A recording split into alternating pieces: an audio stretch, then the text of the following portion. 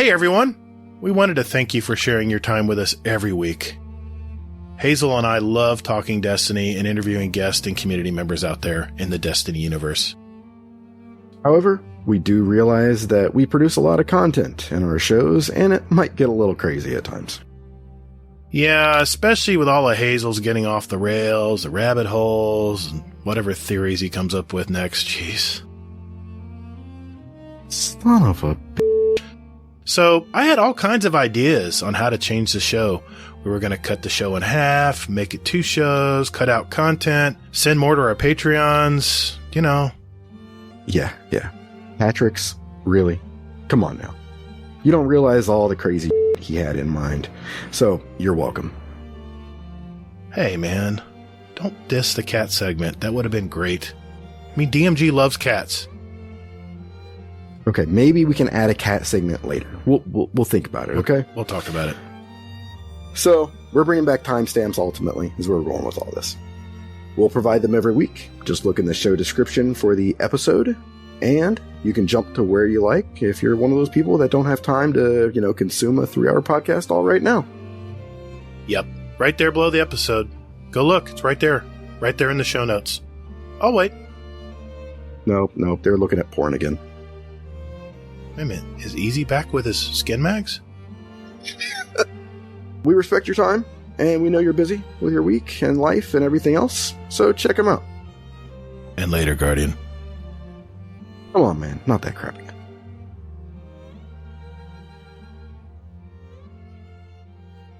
It's kind of a big thing, really, why I play Destiny even more now than ever. It actually saved my life. I was put on suicidal watch last year. I lost a lot of things. I ended up having a mental breakdown on stream. And I quit streaming for 7 months. But what saved me and kept me going was Destiny.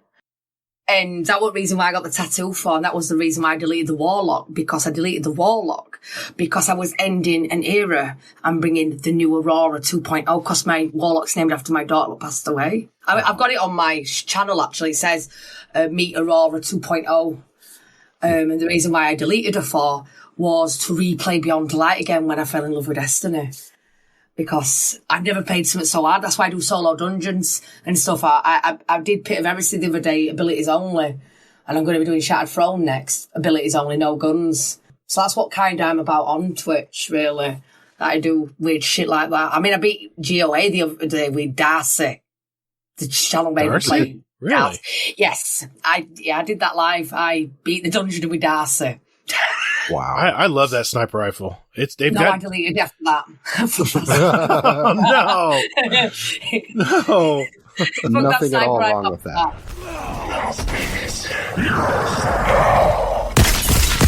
Guardian down.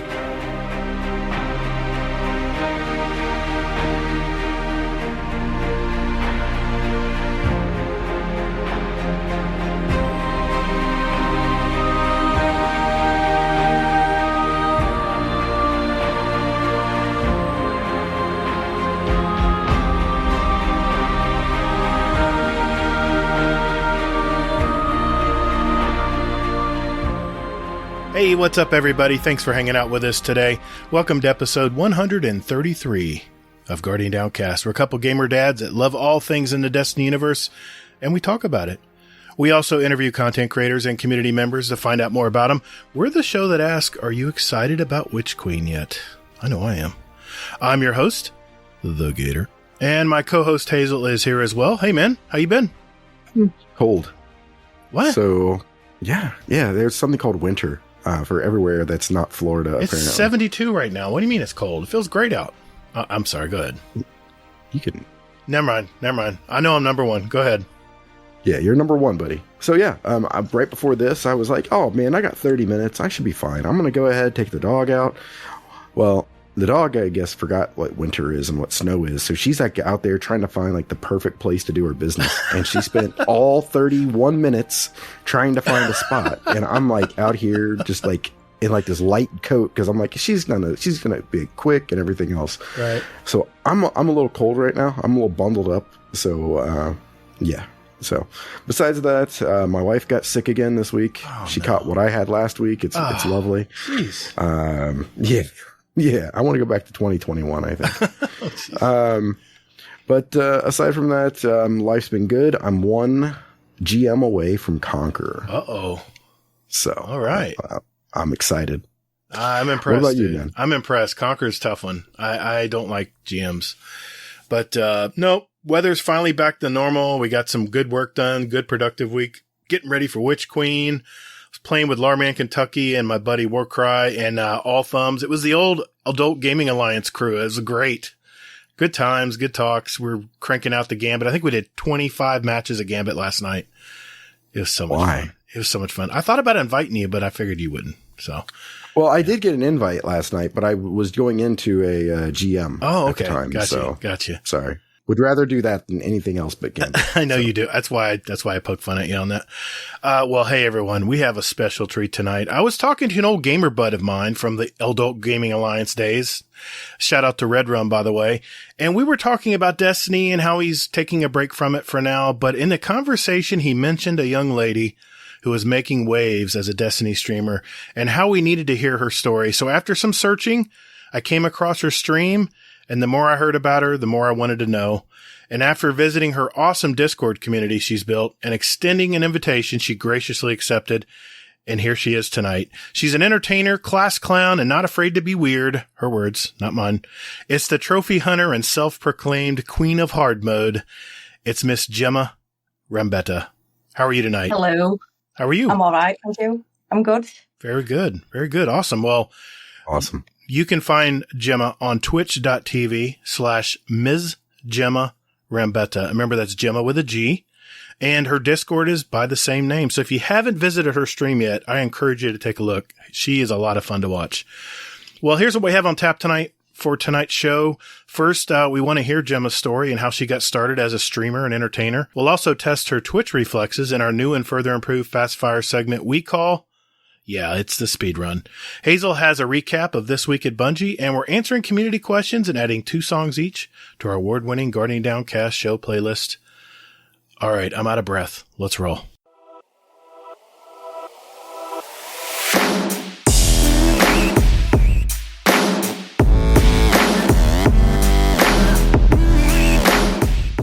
Thanks for listening to Guardian Downcast. You can find us on Twitter at Guardian_D_cast. Or you can find us on our Instagram at Guardian_Down_cast and see what picks our weekly guests want to share with you. Or Gatr, just visit our website at guardiandowncast.com for all the contact info and where else to find us. And you can also play any past episodes you like in any order you like, right from your browser. Don't or me, man. Hey, and while you're at it, follow our Guardian Downcast show playlist on Spotify and iTunes. We post those links in our show description every week. So check us out, and later, Guardian. Toddles. Hey, that's my line, man.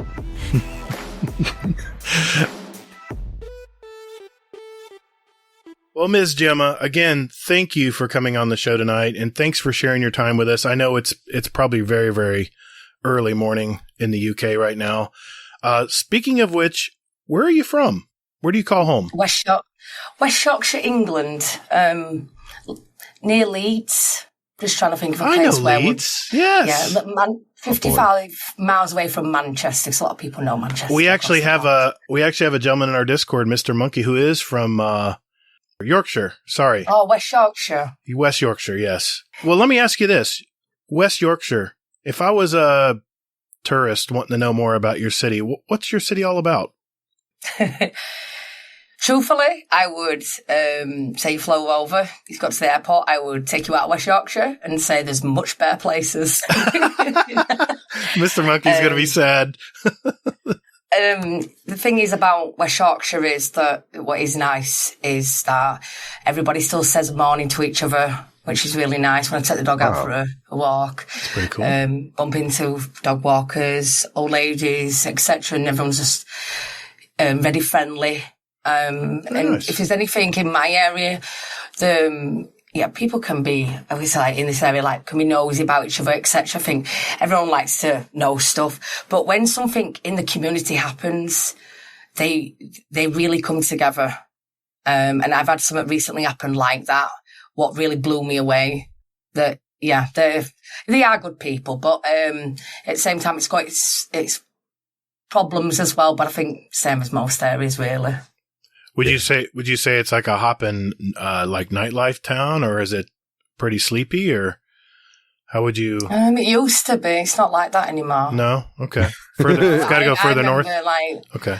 I mean, they've got some good nightlife in the cities, but where I live in this town, a lot of business have gone, really. So it seems quite a lot quieter than definitely when I was a lot younger anyway. At what point in your life did you play your very first video game? That was when I was 4-year-old, about 3-4. Disney Prince of Yogo Folk, Commodore C64. Wow. I still have that boxed. Wow. That's awesome. What is it about video games that you enjoy? What's the magic there? I always have. It's been my friend since I can remember. I lived a lot of a close in life, younger, having to move about place to place. Wasn't the greatest childhood, to be fair. I don't remember much of a childhood except that I played a lot of games. I got bullied a lot, so I didn't really have many friends as like really younger. So, and I always like with the odd one out as well, like any girls were wanting to play Barbie dolls or whatever, and as me, I just found it fascinating playing games. I don't know. Just okay. Yeah. It's an escape from what's going on. It's a big escape. Yes, it's a way for me to block and go into another world, and can be okay for that period of time. Nice. Yeah. Yeah, that's a common answer. I mean, especially like when people first get started and they just, what was one of the first games that you played? Disney Prince of Yogo Folk, Disney the Egg. Bubble Bobble was my first ever game I completed. Oh, wow. I hated that damn game so much. Yeah, I completed it when I was 5. I've still got the video VCR me winning the whole 100 levels. Wow, so you were like a streamer ahead of, like, you were like way before streaming then. You were recording yourself already playing Bubble Bobble and beating it. My dad's, he had like a video record set, and that's how it was, really. I don't remember. I just remember he was just filming me, and I did it. That's awesome. I remember that's a big part of my memory, that, actually. The first ever game completion. That's awesome. So that was your pre-Queen of Hard mode right there, I'm guessing. A little bit, yeah. Well, how did you find Destiny? This is crazy. So, and I'm sorry to say this in advance. So there's a few games that I become a hater of and judged a game before even taking a look at it.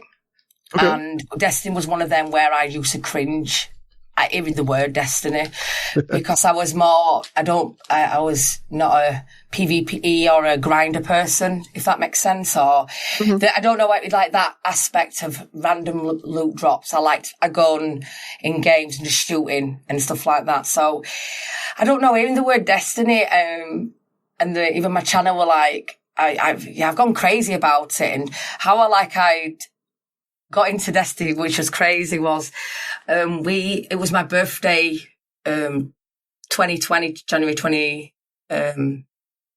and I went to raid somebody, and they was actually ending their stream, so they went, "Hey, would you come on this raid with me?" And I remember saying to my mods, "Oh my god, he's going to raid somebody who's playing Destiny. What the fuck?" Like that. And I've still got the message now, and we went and raided him. And I'm like, okay, this is first ever stream we're watching. I've refused to watch streams. I would never raid anybody. This sounds really bad, but I was very like, I don't like Destiny. It was terrible. I really judged it. And I like to mention this because how the tables have turned. And I got talking to a friend of mine. I mean, he's now one of my best friends. And he was streaming, and I was like, oh, and he had this music on at the same time that was like one of my favourite music, and got talking and everything. And I don't know, we just become good friends. And I kind of was interested in what he were doing. And when I actually finally played Destiny, and I mean, I didn't start like showing it on stream till quite a few months after that. And when I did, I mean, I hated it. I didn't get it. I hated it. They put me in the pit of heresy. I died 50 times in the first section. And I'm like, what the hell? I hate this game. But I really wanted to learn it because I thought, I'm not having this game beat me. Oh, no. I'm not having this game beat me. And that was the determination. And then I remember streaming it one day, a few months after, going, Gemma, hang on a minute, you're streaming Destiny. Are you okay? Because none of my mods or the channel expected me just to do that. And it was quite a big shock because I made a big deal out about not liking this game. And it was like another one as well, like Minecraft. That was one, the two games that I hated the most have now become my favourite games of all time. But again, it started like that, just randomly raid, just going into somebody's stream, and now it's become one of my good friends. And I've probably done more hours than him on this game now. Wow. Well, follow-up question, because I want to know, what was it about Destiny, just like like that you said turned you off to it initially? Was it just like your initial thought that it was like a grindy kind of game? And needing people to play with, I don't like that. I don't like paying for a game that I'm needing people to play with. I'm a loner. I'm a loner in games. I've always kept myself to myself. I don't game with people. I don't talk to people. That's how I've always been. So that was kind of one of the reasons why I didn't like it. And I didn't understand it as well. But yeah, one of the main reasons was that needing people. I don't like that. I've grown up like having to stand on my own 2 feet since I was a child. So I'm kind of a stubborn woman, very stubborn. I'm like, even in my own house, if I need a carpet laying, I'll do it myself. If I need a TV putting up a wall, I'll do it myself. I'm like, yeah, very stubborn lady. I don't like asking for help. I don't like, that's kind of the personality I've had for many years. So having to change that perspective, but I changed it because I started to want it to, not because like, oh my God, there's a dungeon, I need help. It was like, oh, okay, I'm playing with people here. This is really cool. And yeah, that was one of the main reasons. I never played a game that I needed people in. Yeah. If that made sense. No, I get it. I can understand that. I played a lot of first person games, one player games before multiplayer even became a thing. And then you start to learn about each person. You start to become their friends. You start to learn their stories, and you're hooked. People have not been nice to me, you see. So people have not been really nice, really? Especially even. Yeah, that's how it's been most of my life. Like, people have not been nice, and I've always thought to myself, keep myself to myself. It's the best way. Don't like being, if I'm around too many people, there's going to be things going off. And that's how I've always said this trial and error and learn. So I've always learned by that, really. And that's the reason why. Well, on behalf of at least everyone in our community, fuck those people who did you wrong. Yeah. Hell with them. For real. I mean, I've never had that. I've never been in a group where that's happened. And I'm thankful that I haven't, because I don't stand for any of that shit. No, I don't. If they say it to my face, they would run 10 mile. They really would. That's how I see it. And when I can't do anything about it, and I was like, I'm going to be, would you speak like that to my face? I'm not trying to poke a bear here, but I'm just curious. Is it because you're a female gamer? You think that's the reason why people were so nasty? Or were they just hateful people? I don't know. I just remember, one at times, and I said I refused to be in a party. So my IRL friends, when I used to play Battlefield, we used to be in a party together. Mm-hmm. And I raged a little bit because I would want to understand the game, and I was screaming and shouting. And I remember one day going to the party, we'd been playing now for a long time, that they cut me out of the party. And they were saying, oh, you just dub his head in. And it's happened several times because I'm a bit different and weird. I commentary even when I'm gaming off stream and stuff like that. So I'm a little weird. I'm a little different. And I've even been in parties, even on Discord, like years ago, like, oh God. And I'm more better in a person face to face, because I used to be very outgoing, be around loads of people, but the more I've changed a lot. I thought as I've got older, I just want to back down, and I don't want to have arguments with people and all this, that, and other. So I just like, I don't know, just don't. I can't explain it really. It's just people have not been nice. This raging. I've even had somebody. Yeah, I've got a raging problem, but someone even said that about my voice, like taking the mickey out of my voice and stuff like that. And what hurts more is that that's one of the things I used to get bullied by, is because of my voice when I was younger. So it's like, oh, okay, then there must be something really up, because if people across the, like, I don't know, not people across the world, but yeah, being like this to the same people that were, I don't know. So I vowed myself that I would never ever bother with people again, and we like being pies, and I keep a very, very close circle, what I could control, if that makes sense. Not control, but like if I'm in my Discord, I can decide who can come in my chat. Mm-hmm, of course. If that makes sense. So if somebody I don't like who's in my chat, it's like, no, you can fuck off. God, I feel that way every day. That's just to me. Oh, sorry. Did I say that out loud? Damn it. This rage, I don't know what you're talking about, this rage. In PvP, I don't understand that word. Yeah, he's the poster child for PvP rage. I'm the salty old guy in PvP, so he doesn't have to be old either. He can just be salty. Just salty. I get where you're coming from, though. But it's not a bad thing, though. I'm not saying it as I'm like, it upsets me. It's like, okay, that's fine. I'm not one of these to sit there on grudges and dwell on it. I just get on and just learn from it. That's the way I roll. Yeah. Yeah. Good way to live. I understand that. But then completely. Destiny took it, open, I don't know, changed the way of everything. It really has. It's changed me as a person, big time. Explain that. You said that it changed you as a person. I want to game with people. Give me people, please. I want to raid. I want to do GMs. I want to minus KD everybody. I want to do silly things and just have a good time with good people. Minus KD people. I like this woman. I love it. I hate the word rip. When someone goes rip in this, I'm like, oh my God, you sound like you have like body fluids or something. And everyone's going on about KD, and I'm like, minus KD. It's kind of a little thing I say. I like that. I like that phrase. Because people are bothered about PvE, KD and stuff like that. So it's kind of like, I've ruined mine because of dungeons and stuff. So when I actually start playing with people, actually will chat stats, I like be nosy. I think everyone Destiny players like to do that. And I'd be like, damn, you got that KD? Nah. You need to play with me a bit more. We need to get you in these dungeons. That's what we need to get on a raid and to wipe and whatnot. Yeah. So, yeah, I just like that. It's something different. I like to be different. That's the thing as well. A lot of people have a hard time sometimes understanding me. That's why yeah. And I like being weird though. No one's boring. It is. I'm with you.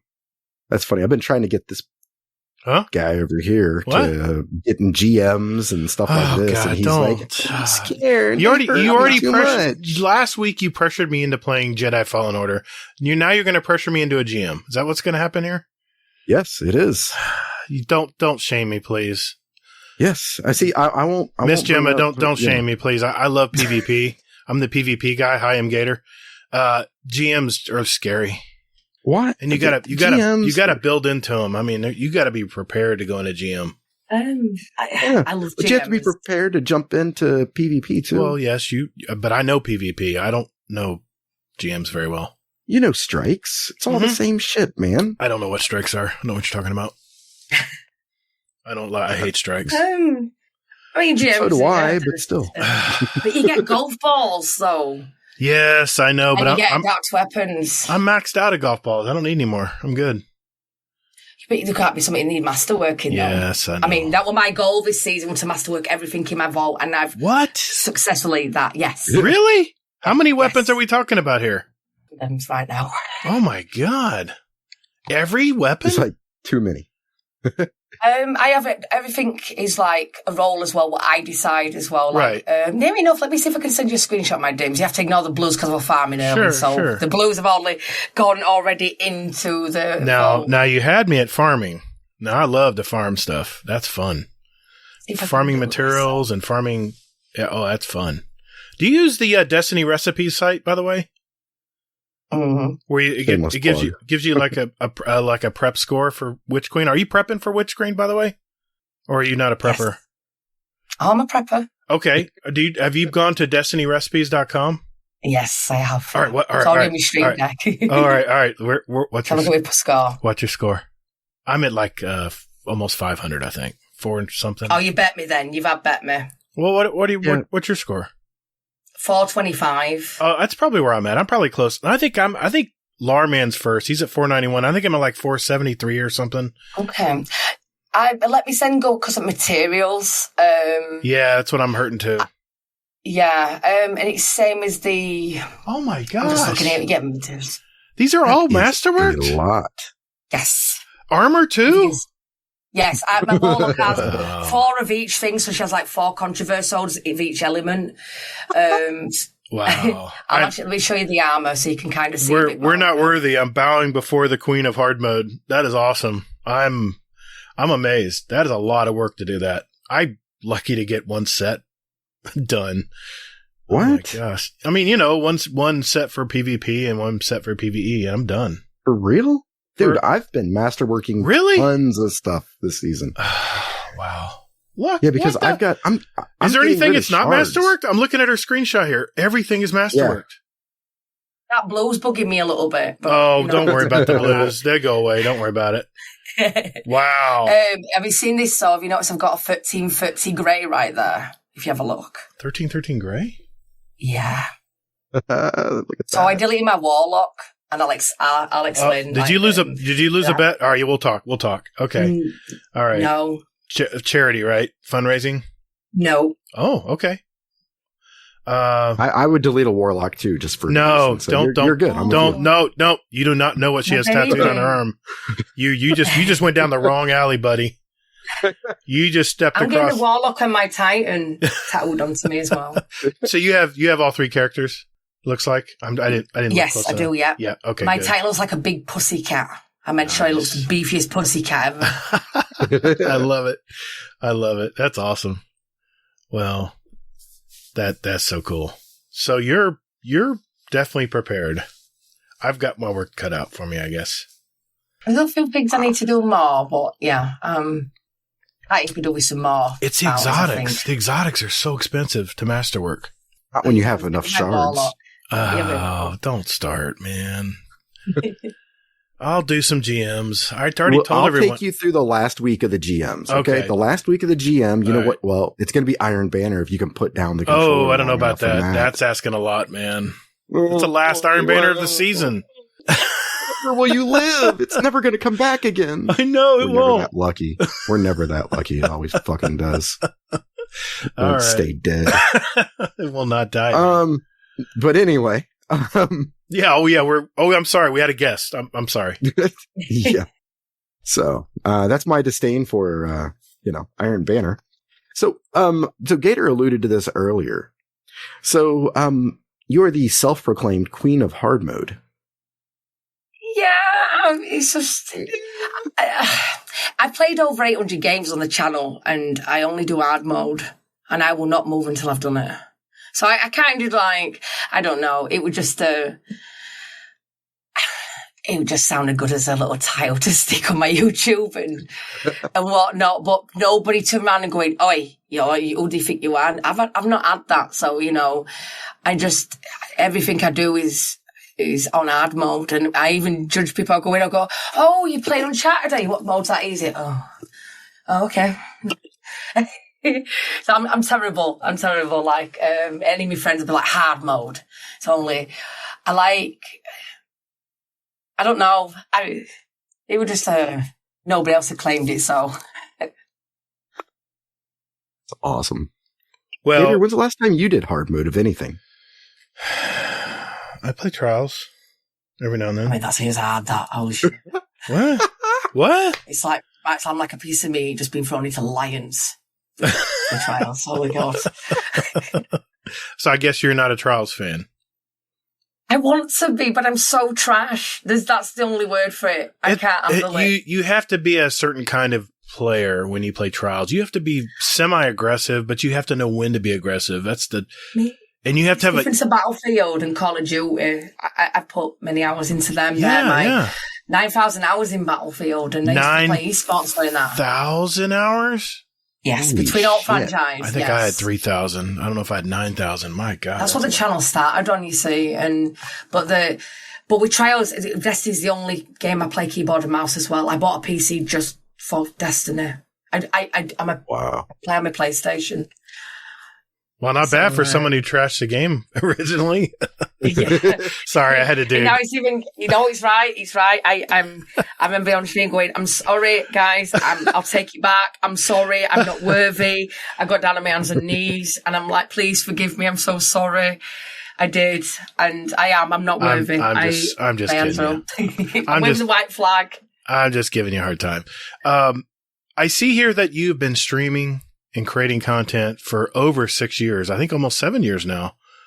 On and off that. It's been more because I've had big breaks. Well, let me ask you this. It's been more. I'm just curious. What was the moment where you decided you wanted to become a streamer? When was that moment that you're like, oh, I got to do this? It's quite a deep story behind that, actually. So,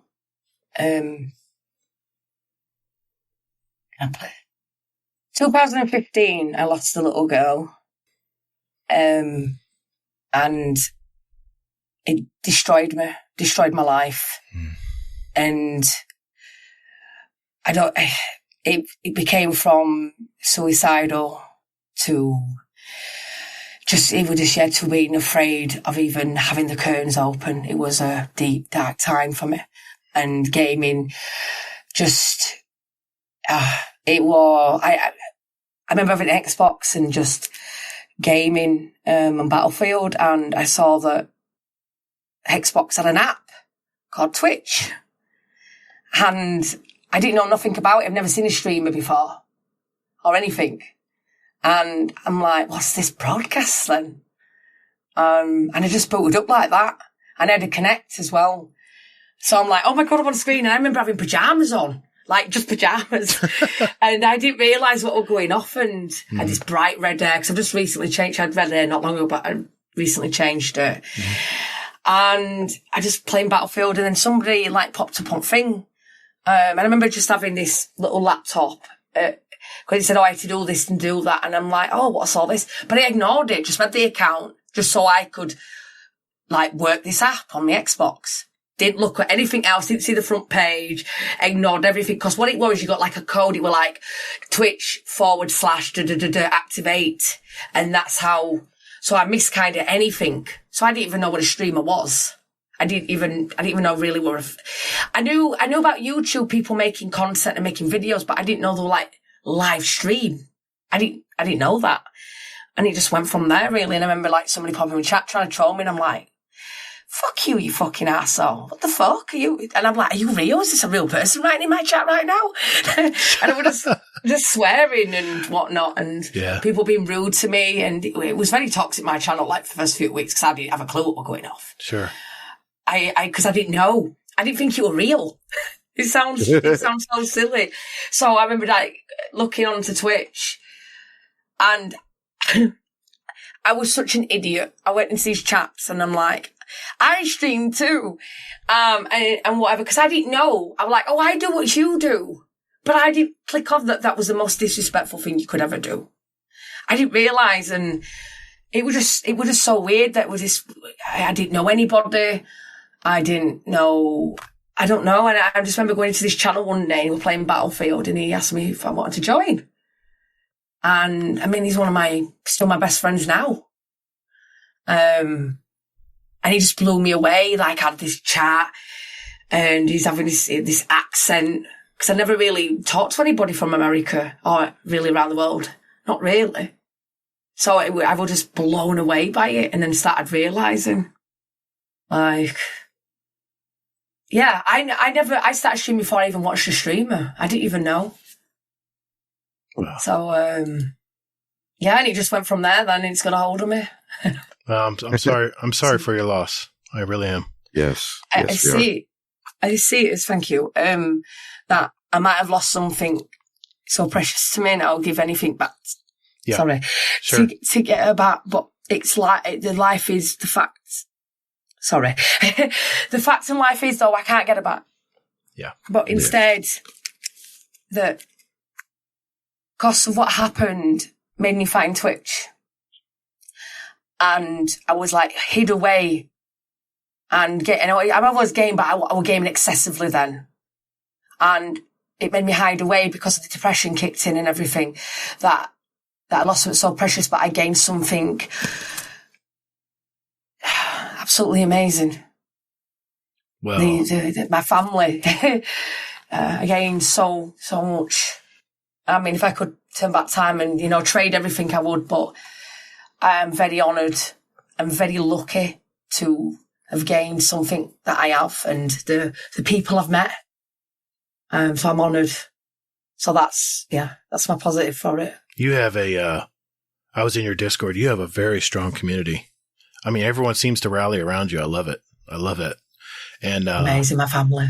Yeah. And, you are very energetic on stream. You were fun to watch. I got to admit.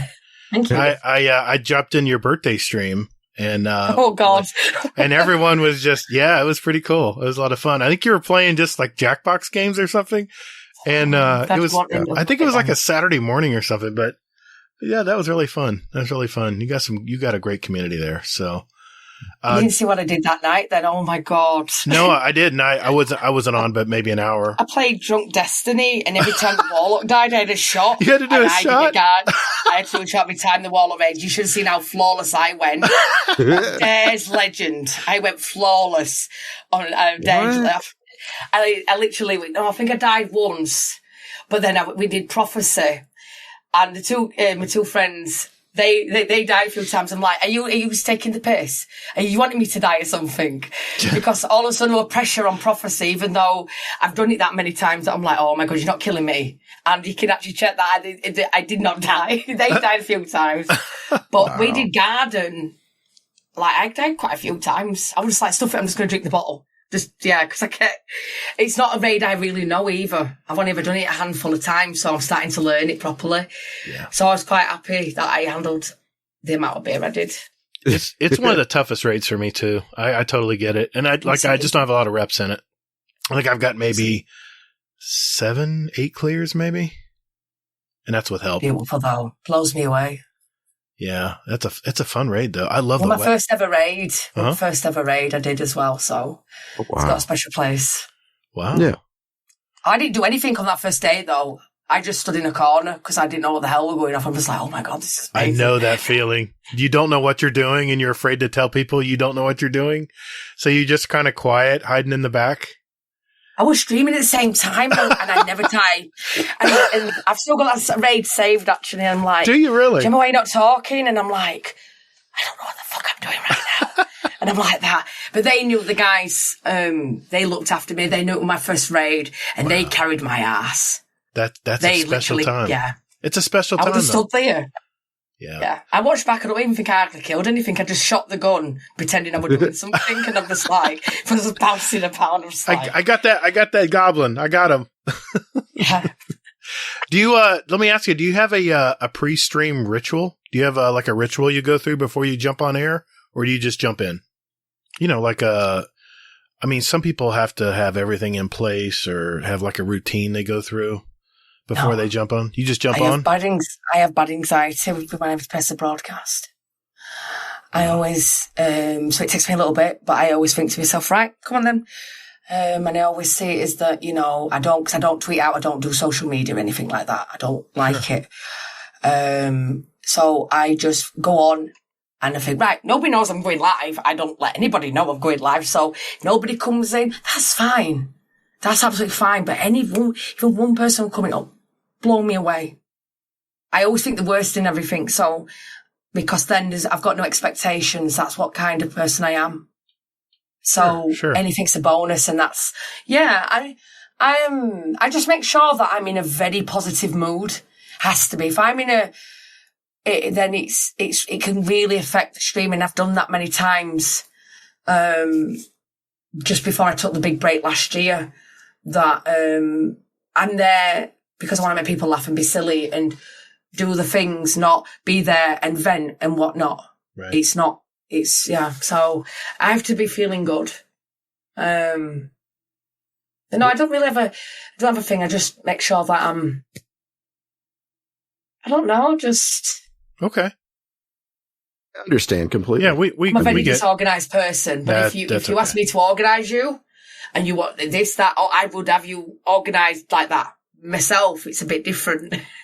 I got you. Well, yeah. Are there any future plans or goals that you're setting right now that you're trying to reach in your streaming? So I've been able to apply for partner for about 3 years, 2 years. Mm-hmm. And I don't want to. I've never wanted to apply for it. It's a kiss of death for some people because it puts so much pressure on you. Yep. I just want to have fun. This is not a job. Sure. This is fun. This is happiness and a good time. And if I want to push for partner, I would say I've been able to apply for it. I hit the targets a long time ago, but I don't want to go ahead with it. But now that I feel stable with myself and I don't know. I feel like I would like to push that now a bit more. I think because I feel like it's wasting. There's so many people that I feel like I'm disrespecting as well because like I know so many people want me to be able just to get that to apply, and it's just me there sitting on that application that I don't. But I'm not ready.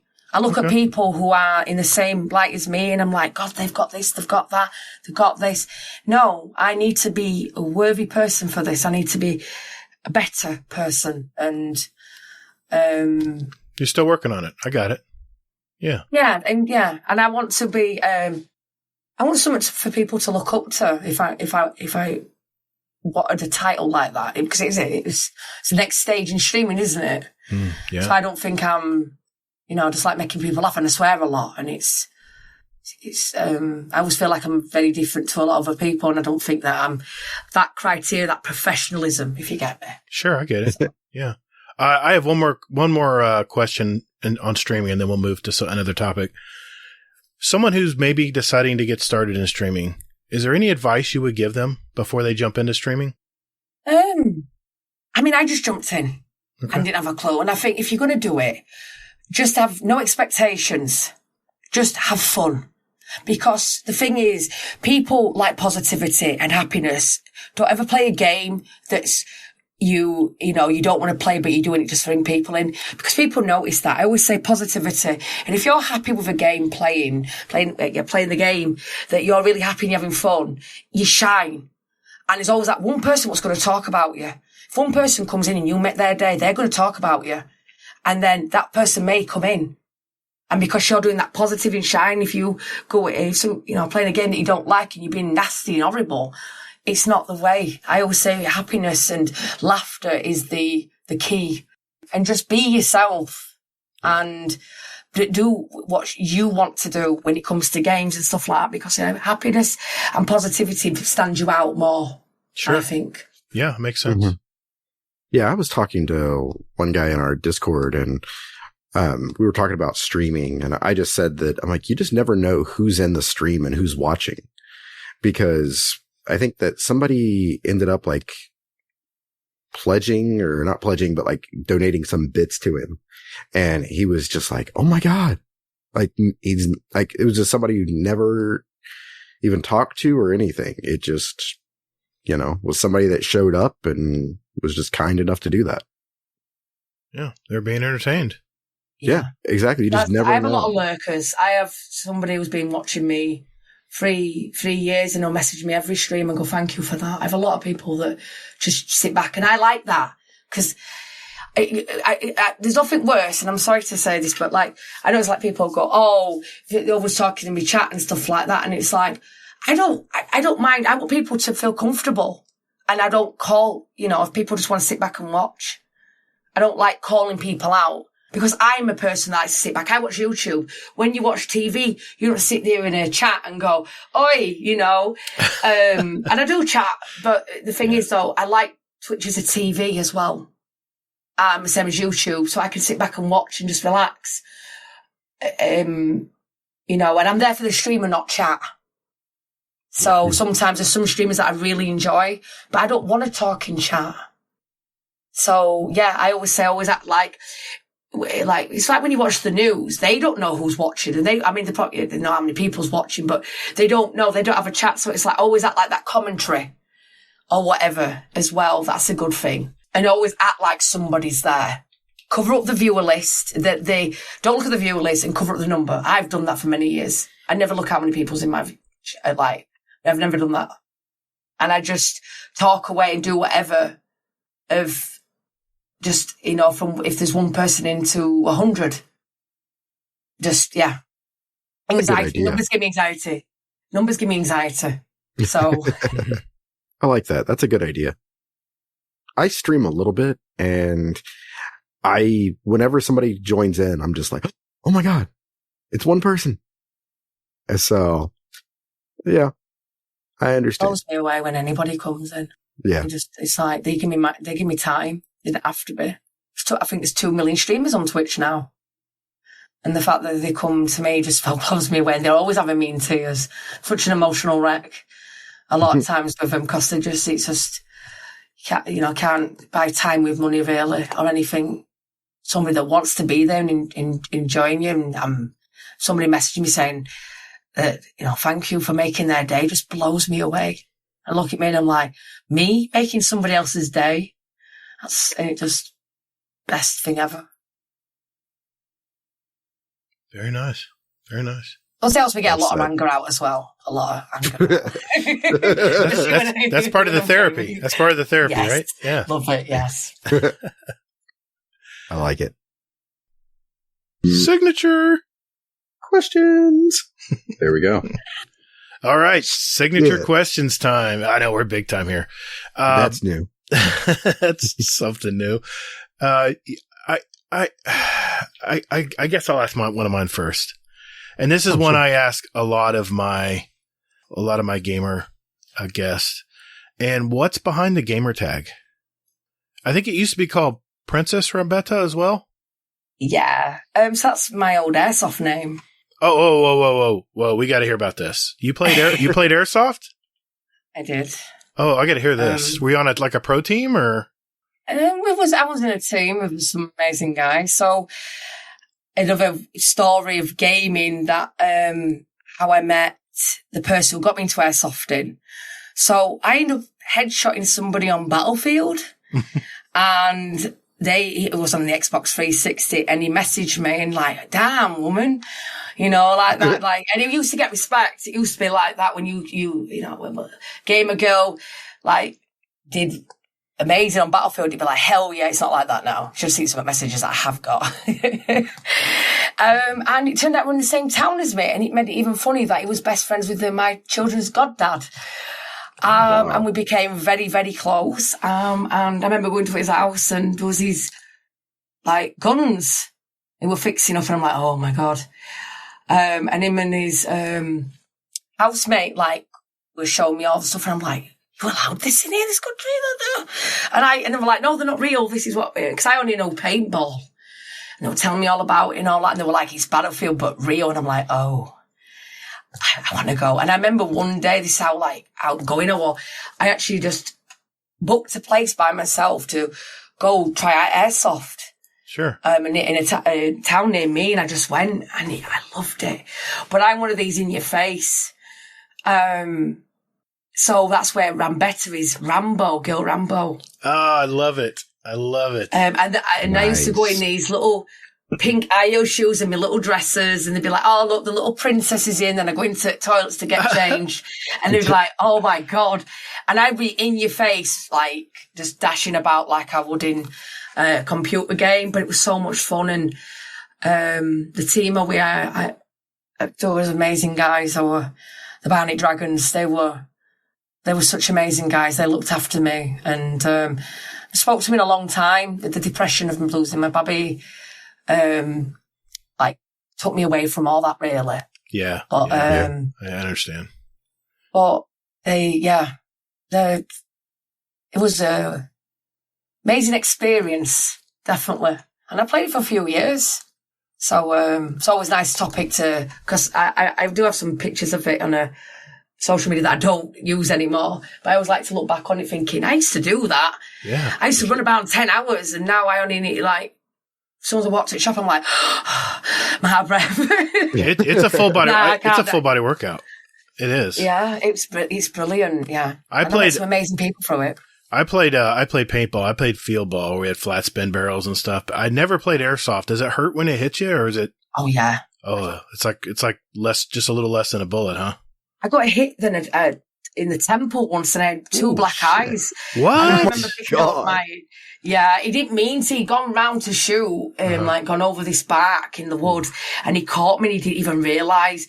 And I remember going to school with these two black eyes, picking my little girl up and having to go into school explaining oh my God. I'm fine. I'm like, I wanted to joke really going, you should see the other person, yeah? So I couldn't, I was like, and then we're like, what's airsoft? And then he went through a whole kind of, open for kind of things there, because I was like, and I'm like, honestly, I can show you videos of just done. They thought it was fascinating my kids' school at the time. So yeah, it's we're painful, but it was great. Well, wow. It was yeah. I know we're on signature questions, but I have to ask Hazel, since she's a Battlefield player. Don't do this to yourself. I know, but I have to hear it from her. I know you have 8,000 hours in Battlefield. What is your take on Battlefield 2042? Oh. What is Battlefield? I've never heard of that game before. Me neither. Me neither. Moving on. Yep, I got you. I'll play right along. Okay. Fucking die. I got your money back. No, they have $120 on my money I want back. I tried that. Oh, no, I got it back. Oh, I went to PlayStation and they were like, have a nice day. I'm like, what? PlayStation, well, they won't give me money back. No, I said, boy, there's no exception here. This game is garbage. I go like, sorry, have a nice day. I'm like, fuck you. I'm never doing this again. Excuse my French, but my God, man. I am too. All right. So that question didn't need to be asked. So we'll move on to signature questions. Hazel, I think it's your turn, buddy. He's got to quit laughing first. I'm fucking broken.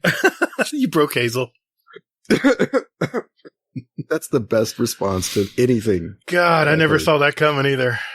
It hurts though. It hurts. It hurts. I wanted it to be so good. Yeah. I need a PvP sweat game for me that I can actually play because I can't do trials. I try. Yeah. You'll see me with a horde. I call it with a spoon though. It's long, but I'll love that. People me because I think a kill's a kill. No rules in war. Yep. But no, it's a mess. It's a mess. It is a mess. Yeah. When I started running three steps and then zigzag backwards too, I was like, that's it. It's off. Not playing that. I'm not going to zigzag. Simulator. Oh God. Yeah. I remember the first time I got I played the beta and Hazel's like, geez, is this like a cardio simulator? When are you going to get into the fight? I'm like, dude, I don't have a vehicle. I got to run there. And he's like, man, this is boring as hell. I'm like, I don't know what to say, man. I got to get to the fight. And then you were like, this is Battlefield, man. This is Battlefield. This is a Battlefield experience, running through the trees and the fields and stuff. And then you get to the fight finally and you're one shot dead. Now you got to do it all over again. Because your squad, doesn't know what your squad can't even communicate with your squad. A voice IP, that's kind of important in a game like this. And you can't even communicate with anybody. All right. I'm not going to go down that rabbit hole. Not going to happen. I'm not taking the bait. Go ahead, Hazel. They're working on it. That's the good scoreboard's coming soon. Gotcha. Yeah, exactly. And then, VoIP is coming too. Yep. So, all the good stuff. Just give me the leaderboard. Let people see how sweaty I am. Let me see how good I'm playing. Just give me the leaderboard. And then I kind of will make an exception. Where's the leaderboard? And there's a reason why they took it away. Because of toxic and stuff like that. And it's like, hang on a minute, it's a PvP game. It's going to be toxic. They have to accept that. They need to, the people that get upset about it's tough. Wow. I know if I do bad, I need to get good. That's the point. I need to do more practice and get, that sounds awful, but it's a PvP game like Call of Duty. You can't expect, I don't know. So, well, this is the kinder, gentler Battlefield. Yeah, and the scoreboard's coming, the VoIP's coming, and well, no. I mean, that's the reason why they took out the scoreboard. So, and I think, and VoIP as well. So that way it's, you don't hear like, oh, you suck and stuff like that. I mean, it's not nice that, like, if people really want to play the thingy, but at the same time, it's like, there should be other ways, like we Destiny with the PvP, that you can just, like, mute. Well, Call of Duty, if, like, you can mute people, just mute them. Yeah, a whole lobby even. Yeah. Yeah. And if you don't want to see, like, I remember starting out and I couldn't even shoot. And whatever, and I was so bad. It's just keep practicing. But, just the block button, that's what same as Facebook, Twitter. If you don't like what people say, just block them. Yeah. It's just same as gaming, really. Because people aren't nice, sadly. But PvP is that thing. They can't just take it away, though, what's meant for PvP, though. I want to know if I'm doing good. I'm really worried there'll be a Battlefield by the end of the year. I really don't know if there's going to be. I mean, 4,000 players. I paid for all the seasons. And season 1 isn't coming until summer. But hey, that scoreboard's coming. It's coming, guys. Hang in there. Scoreboard's on its way. Sorry, I have to play with my little toy. All right, go ahead, Hazel. So, okay. So, Gemma, one of my favorite questions is, do you have a motto or mantra that you live by? Or a couple of them? I do, actually. Look after who looks after you is a big key. You always look after who look after you. And it's vice versa. So it's like the, trust and respect thing. It's just, there's people, it's done so much for me, and I'll always, return back. Even if they don't expect it, there's a difference between expecting it and giving it. And I always say, look after who looks after you. Keep smiling is a thing as well. Like, even if it's fake, because when you keep doing it a lot, you do feel good. And if you put that fake smile on, even if it's a really, really bad day, but you make somebody else's day, then that smile's like a real thing because you made somebody's day by that fake smile. So I always like that. That was a thing for ages on the channel. Keep smiling. I like that. And being honest honesty is the best policies. That's an old motto for anybody, but it's definitely one I definitely go by. I'd rather be hurt with the truth than find out some dark lies. And that hurts more. I respect people more than they go, hey, you're such and such. It's like, that's fine. I think the same about you. Now we're not going to get along. That's great. At least you're honest with me. Thank you. Instead of I like that. I respect that. I respect people being truthful with me. And, same on the channel, if I do something wrong, or I don't know, if there's something that I've done it, my friend's being honest with me, I can learn from it. If I keep doing things wrong and people don't like it, no one's telling me, I'm going to look like a bad guy or whatever. So, people telling me straight, hey, this was out of order, or I'll be like, oh shit, I didn't realise that. So I love honesty. I do. And I'm very honest. I'm probably too honest with people sometimes. So yeah, there's a couple of mottos I do live by. Those are good ones to live by. Those are solid ones. Okay. My next signature question is this. What is one thing about you that no one, the community, may not know about you? I really don't know. Okay. Kind of an open book, really. I'm an open book. I don't like to... Sure. I have stuff in my panels what's quite like pinpoints to my stuff, but no. The only thing was that which I've previously showed you, the screenshot of that. I kept that quite quiet for the last couple of months, right?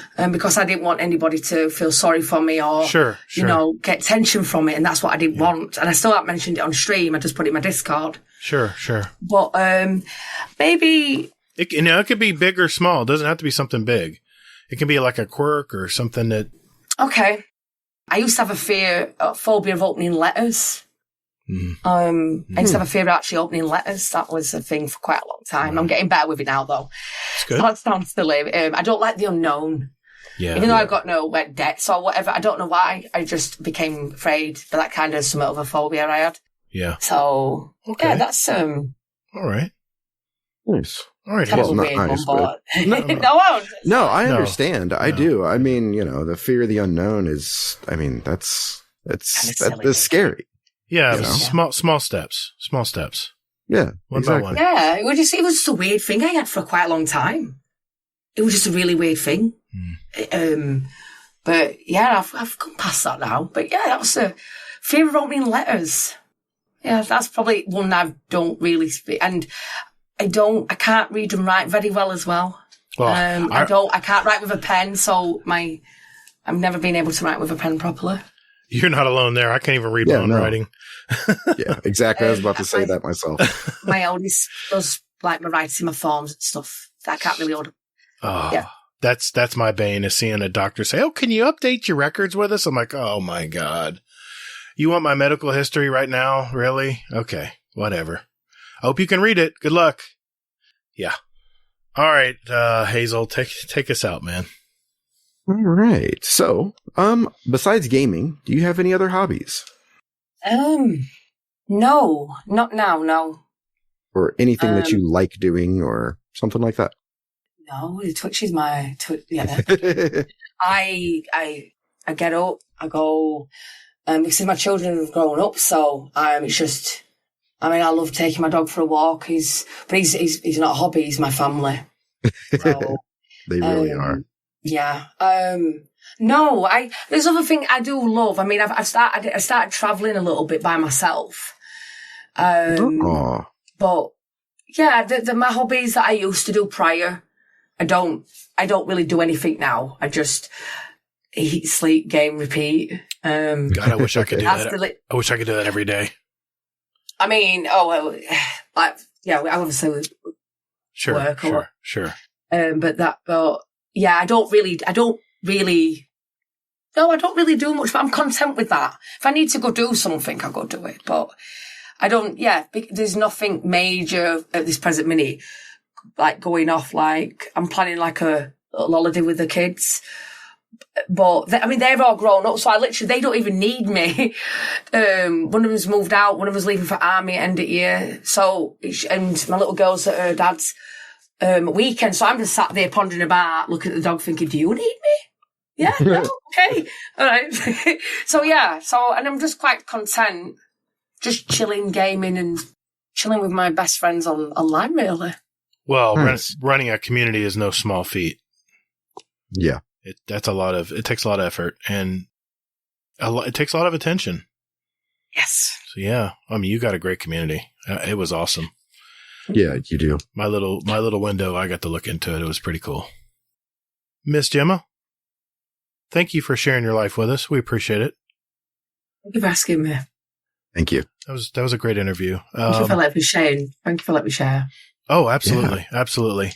But you're not out of the woods yet. Hazel, I think it's that time, right? I believe so. It's time for the speed run. Call the Praxic Order, call the Thanatonauts, the Ginseng Scribes, call everyone so they can witness you. Okay, listeners, this segment is called the speed run. This is where we have a database of over 385 randomly asked questions. And Miss Gemma here is going to have 90 seconds to answer as many as she can. These are short 1 or 2 word answers. And at the end of the year, the guest with the most answer will win a prize and title of 2022 Speedrun Champion. The questions are randomly asked, and no one can memorize the order and just answer quickly what comes to mind. Tonight, I'm going to ask the questions randomly from the list. Hazel is our timekeeper and quality control expert. In the event of a questionable answer, Hazel's decision will be final. Mr. Sharp Valor is still our leader so far with 33 questions answered. So, Ms. Gemma, you ready to do this? Yeah. Okay.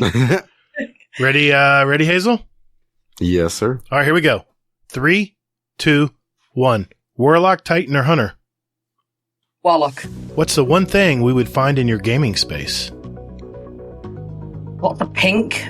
Void, Solar, Arc, or Stasis? Void. What's the latest you've been up gaming? All night. Coffee or tea? Coffee. Spend the day off at home or outside? Spend the day off home. Strikes, Crucible, or Gambit? Strikes. What's your favorite Destiny 2 subclass? Probably Voidwalker, right? Yeah. Yeah. Dogs or Sorry. cats? It's all right. Dogs or cats? Dogs. If you could choose, who would voice your ghost? Morgan Freeman. Human, Awoken, or Exo? Awoken. What is the best sandwich?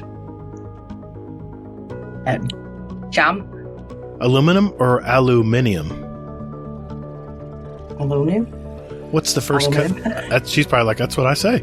What's the first color you see in a rainbow? Red. What's your favorite Destiny planet?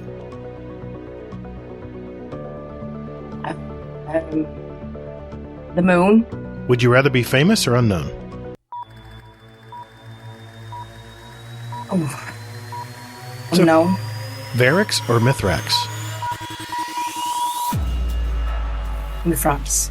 Bungie or Bungo? Drifter or Vanguard? I'll give her one more. Drifter. All right. Good job. Yeah, some of those were thinkers. Sorry, there. Yeah. Yeah, I like thinking what's your favourite subclass? I'm like, oh, what's the subclass now? That's all right. Just like, yeah. We just have fun with it. It was a lot of fun. All right, Hazel, how'd she do? 19. Not bad. Not bad. That's right there. Not bad at all. Right there on the bell curve. You're good. All right. Well, good deal. Hey, for all you listeners out there, do you have a great question for our speedrun? If that's a yes, join our Discord, enter them in our speedrun question ideas channel, and we'll add them to next year's speedrun. Just remember they need to be yes or no or 1 or 2 word answers. Either or questions will also be accepted. And don't forget, what's your favorite? I love those. At the end of the year, we're going to have 2 drawings for a $25 gift card of choice, and you can enter up to 5 questions to go into the drawing. So good luck. All right. That means it's time for this week at Bungie.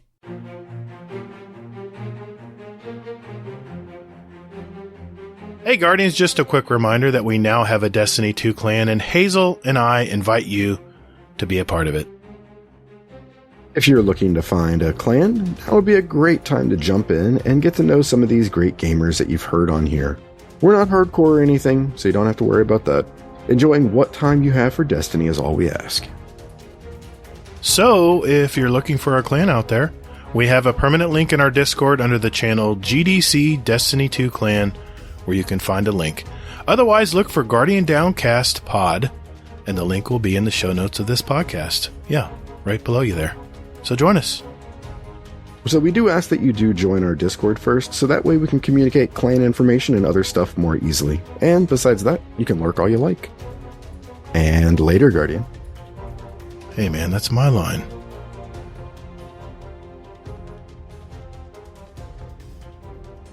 All right, boys and girls. 3 weeks. 3 weeks until Witch Queen. Hey guys, Gatr here. Special editor's note here. This is a little embarrassing. 2 weeks. Damn. 2 weeks until Witch Queen. Okay, carry on. This week at Bungie. What's that? What week are we up to now? I have it written down here. I just, I don't want to bore people. I don't want to bore them with the details. Lies. Yeah. It's just too damn long. There we go. It's just too damn long. I don't know how many weeks it's been. It's been a long time. But, this week at Bungie, Hazel, just a little bit of information this week. Yeah. Just a lot. It broke me to read this, and I was like, oh shit, I don't even know where we're going to go with it. So, all right. I love how it began. Just your normal Monday morning announcement of Bungie joins Sony Interactive Entertainment. So, yep, that's a real thing. Bungie joined Sony Interactive. And just so you know, there's a question about this that was asked, and we talk about it. So we give our thoughts there. So we'll cut out a little bit of time in the TWAB there. Sounds good. But for anybody who didn't or who doesn't hear that right away, just know that nothing is going to change with the Destiny 2 experience, at least through the final shape. So, yep. Okay. And then also, in case anybody gets any wild hairs or ideas about like, hey, you know, what about their other game they're working on? It's not impacting that either. So, we don't know what in the fuck this is going to lead to. But basically Bungie is still out there and they can do what they want when they want and on however they want. So yeah. It's weird. It's sort of like a partnership. It feels like it, doesn't it? Yeah.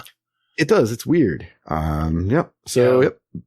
PlayStation paid $3.6 billion for Bungie. So if you haven't been in the loop, that's quite a chunk of change. So, but again, we do talk about this a little bit later, or we will talk about this a little bit later, with our community questions from Joker. Sounds good. All right. Then they did want to throw out this, so I'll throw this out too. 1 million pre-orders. There's a flex. Well, I don't know about that necessarily, because you figure if you one of those people that play it on, all 3 platforms, well, 4 counting Stadia, that's 4. So it could only be 250,000 people. I mean, we have almost 1 million concurrent every day. I mean, I don't freaking go look it up and say, well, actually, Gatr. No, I think I think we need to look it up. Can we get somebody on that? No, we're fine. It's about 1 million. Thank you. About 300,000 in Crucible. We love you. Okay, moving on. Why do you do this, man? You start this. You stir it up. Stir it up.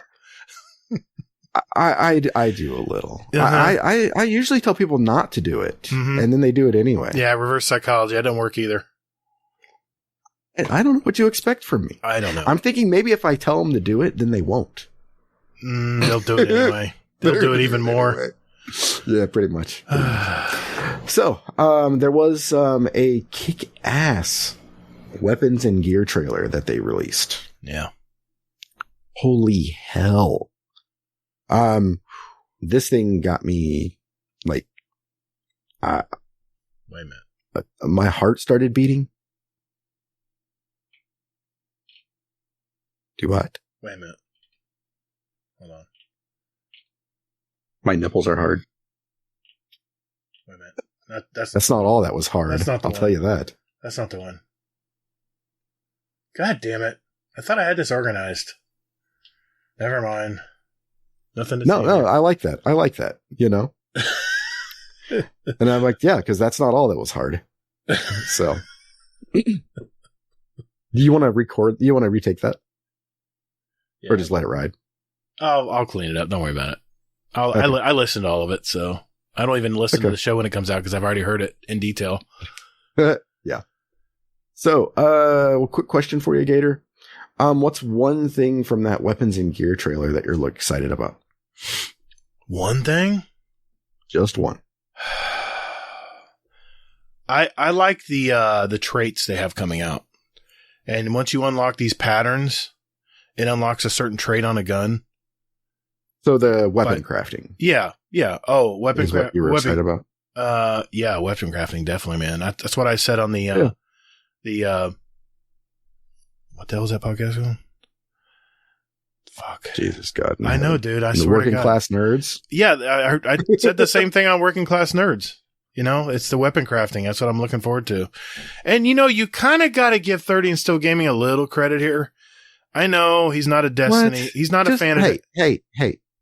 Let's move on. All right. Let's move on. You're right. 30 is amazing and all. Yes, rabbit yes, hole. yes. Gotcha. Exactly.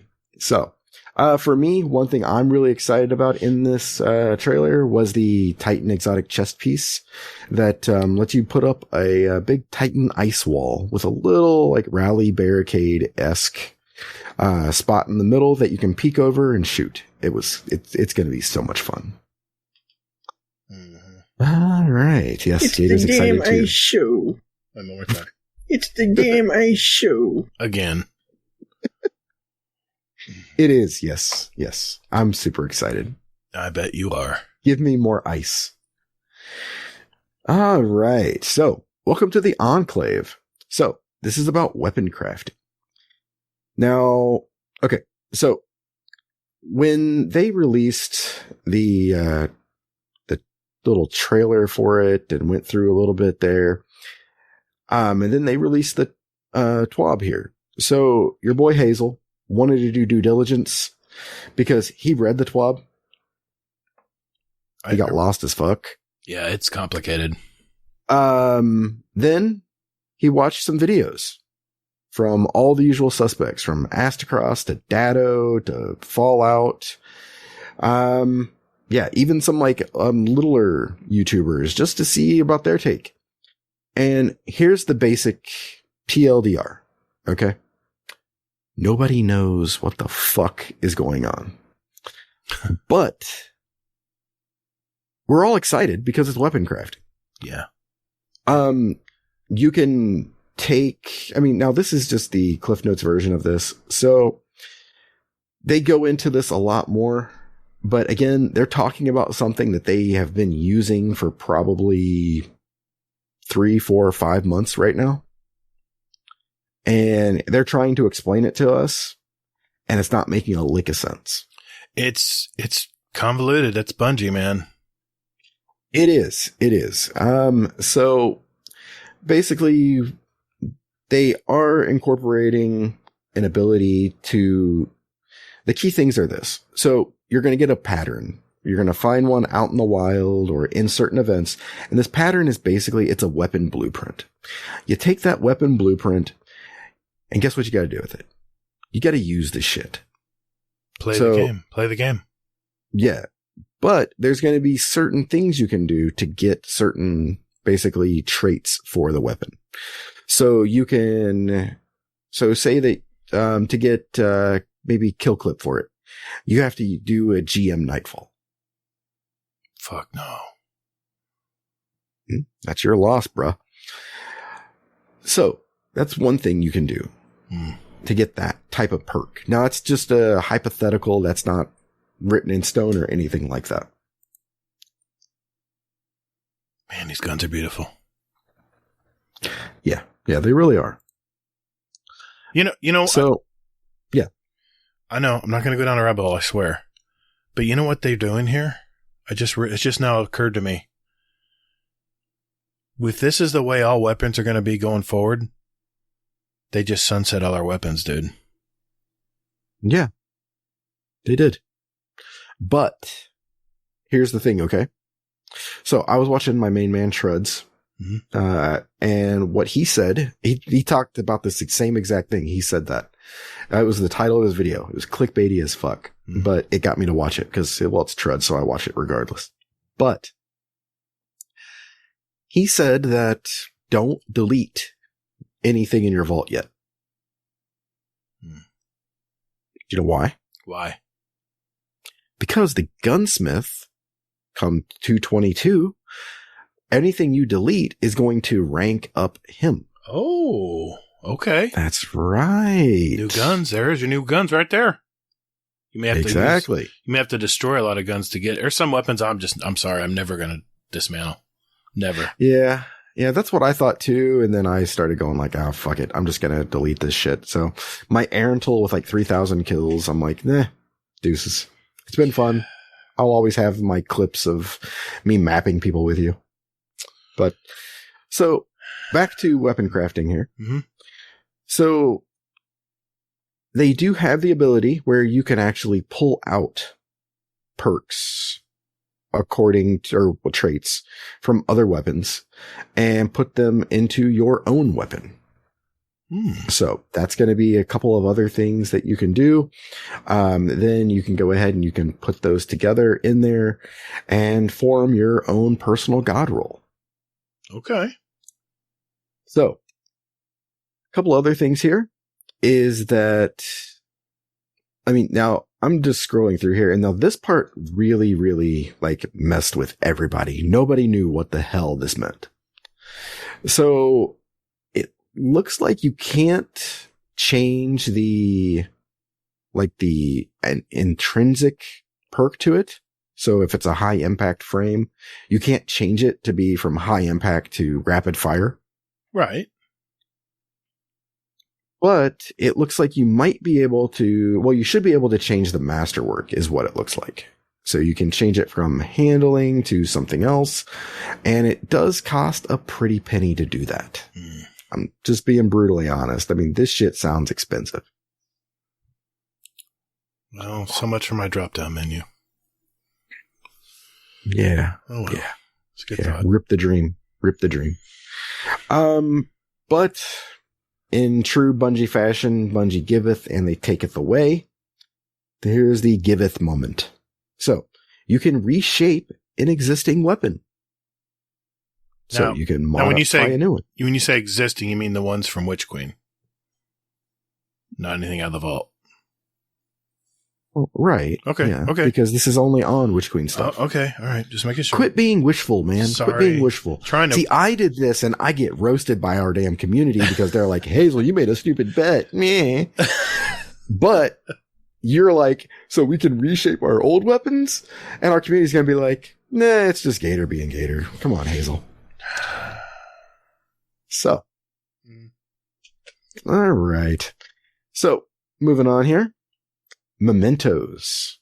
This was fun. So, and I say that with completely tongue in cheek because it's not really fun. It's just, it is what it is. So, this is basically a chance for you to add a little bit of flair to your weapon. Nobody knows what the hell these look like or anything else, but they're going to be specialty things that are going to drop in Crucible, Trials, Grandmasters, Raids, all that kind of thing. Basically a way to distinguish your weapon and things like that. So, somebody sees you out in the wild, they see this neat little ornament on it, they can go like, wow, look at that. Yeah, and Gambit's going to have a bunch. So, because everybody's about Gambit apparently. Well, I don't know what the hell Bungie's doing, but Gambit, they had to mention Gambit in here like 8 times. Oh, they want you to play Gambit, man. Well, I don't care. They've redone Gambit what? This will be the 3rd time now? Sure, if you say so. Okay. They had Gambit Prime. Yeah, you had Gambit. Does that count as one too? You had Gambit, switched to Gambit Prime, and then they switched back off of Gambit Prime. So this is number 4 right here. 3 or 4, yeah, that's true. Four different, 3 changes. Never mind. 4 iterations. 4 iterations. Got it. So yeah, this will be the 4th iteration of them trying to make Gambit something besides the hell that it is. I mean, I didn't mind Gambit. It just, like right now, I didn't mind it because it goes by quick. But it's just so painful to fucking play with a bunch of blueberries that just don't know their ass from the hole on the ground. Don't play with blueberries. Play with 4 buds like I did last night. We played 25 matches, 25 rounds of Gambit. You know what? Oh. I could have kept going. I was having a ball, but it was bedtime. I had to go to bed. Speaking of balls, I'd rather have each hair on my balls plucked out than play Gambit. Wait, say it again? What would you rather have? I would rather have each hair on my balls plucked out than to play Gambit. Okay, I'll say that for later.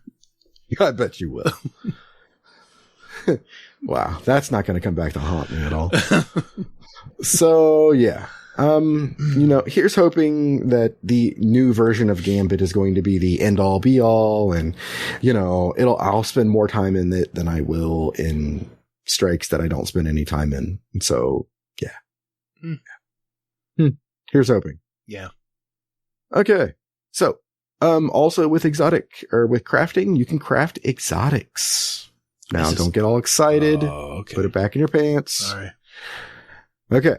So, it looks to be only approximately 4 weapons are going to be exclusive for this at the moment.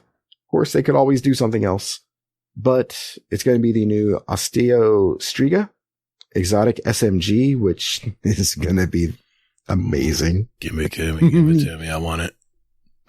Yeah, it's going to be like a poison thing where basically it looks like you kill somebody and then they drop like an AoE of poison that poisons nearby enemies. You know what I'm thinking about already? I'm thinking about wearing those gauntlets for the warlock. Necrotic grips. Yes. I'm glad I got those still. Yeah. Yep. You know what I'm looking forward to? But throwing out 2 shurikens and then hitting somebody with this. And then it's going to, like, if there's 2 people close by, if the shuriken's going to hit both of them, and then the poison is going to kill them. What? It's going to be great. Oh. Yeah, because I'm going to use the Striga to kill them. It's the damn ice show. It ain't going away. God damn it. Let's go. Just die already. No. It only comes back stronger. All right. So, exotic crafting will be a thing. So just be aware of it. More than likely, it's going to be expensive AF. All right. Tuning up, tuning down, tuning all around. Okay. So Chris Proctor goes into some detail with the weapon crafting here. And he goes into detail about the pursuit weapons versus pinnacle weapons.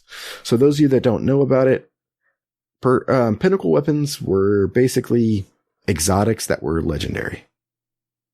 That's me trimming down maybe 200-300 words into what he said here. Mm-hmm.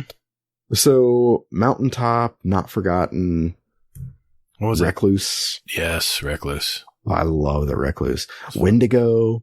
Oh, so much good stuff. It was a really good time in Destiny and a really bad time at the same time. So what they're doing is basically they removed pinnacles from the game and they gave us pursuit weapons. And the pursuit weapon now is supposed to be 70% of a god roll. That's the quote unquote thing that they want here. They did give a special shout out to Salvager's Salvo, and they said that Salvager's Salvo basically ignores these guidelines. Oops. But we really wanted to put chain reaction on a special ammo weapon. And you know what? They don't see they don't see a reason to touch it and change that. So, you know what? I'm okay with that. Yeah, I'm fine. Yeah, because Salvager's Salvo is a beast. If you don't have it, you probably need to bust your ass and get it. Jeez, I'll make sure I got it. I'm sure I do. Oh, you fucking better. Don't you start this shit with me right now. I've got them all. Don't worry. I've got it. I think I do. I'm just double. Yeah, there it is. No, there it is. No, I got it. It's masterwork. I'm good. You're making my eye twitch. Sorry, man. Go ahead. I'm sorry. As much as you play this damn game, you better have this I got it. Okay. So, but then they noticed that with pursuit weapons, that they're not always viable, a season or two later. Adored is a good sniper rifle, but better sniper rifles came along. Salvager's Salvo is really good. But, is it worth taking off for blinding grenades? Things like this. To me, Salvager's Salvo is still really good. Blinding grenades are really good. I mean, it depends on what you're doing. Now, Null Composure, the next one they mentioned. Personally, I love Null Composure. It's got Reservoir Burst. They do call out here that Plug 1 has it, and so does Glacioclasm. So it's basically not as beneficial on Null Composure. Then they said that Cartesian Coordinate basically is the best DPS option. So that negates Null Composure even more. Yeah. And then Ascendancy, they brought back Explosive Light, but the Hothead has it too. So it's like, it's one step forward and, one step back. So they're never making any progress when it comes to pursuit weapons. So what's he proposing here? Is he just explaining? He is basically explaining that, so they go through all that to show us a weapon that I don't give a shit about. I don't either. So this is the new pursuit weapon for season 16. It's called the Reckless Endangerment. And this is a shotgun. So yeah. So again, not a big shotgun guy for myself. So I'm sort of meh on this whole thing. Gatr is not a big shotgun guy, and that's why he said that too. Yeah, I don't like shotguns. Other than maybe Chaperon's good. Some sluggies are good. Yeah, you called that the easy button earlier in our Discord. We were talking to Sharp. No, I didn't say that. You do have tape? Yeah. You got tape? I didn't hear it. It's in the Discord. I'm sure I can find it. Go ahead. Okay. I don't remember saying that. So, no, you didn't. You typed it. So, they talk about origin traits. Now, this is the part that lost me. Yeah. Okay, so I'm glad it lost you because, I can explain this now. Oh, I can't wait. I've watched like fucking hours of video on this. And what they said is this. So origin traits are basically, this is a third trait. Third row on the gun? So, yes. Okay. This is going to be a third trait. And with it, this is going to be a perk that is basically going to be dependent upon the event in which you procure the weapon. So, if you're in your precious Crucible and you get let's say a third axiom. Oh, your please. BFF. Please. I'm ready. Okay. Mm-hmm. So, you get your third axiom. And guess what? Because you got it in Crucible, it's going to have a specific origin trait tied to Crucible weapons. Now, wait a minute. Is this on every weapon or is this RNG? This is going to be on every weapon. Ooh, okay. I'm listening. Okay. So, if you're in Trials, Iron Banner, Nightfalls, Strikes, whatever it is, Raids, they are all going to have their each origin trait. Yeah, exactly. So, as of the shipping of Witch Queen, there are going to be 14 different origin traits. That's a lot. It is. Now, also dungeons too. They're going to have their own. Okay. Wait, seasonal events too. Wow. Wait a minute. 14 right off the bat. And then they're going to add 3 new ones each season? Did I read that right? So even more? Holy shit. Yes. Okay. So I was watching Fallout stream when he was going over the TWAB. And he mentioned something in there that he's like, well, this sounds like, now it's weird how he took it this way, but in all the videos that I watched, he was the only one that said it, I believe. And he called this basically that this is sunsetting. It really is, man. And it kind of perked up my ears because I wanted to dive into it to figure out why. And it's not really sunsetting to me. Well, it kind of is, but it's more so it's going to add to the FOMO to me. That fear of missing out. Mm-hmm. Because, what if one of these traits is really good? Because the traits aren't going to be deactivated or anything like this.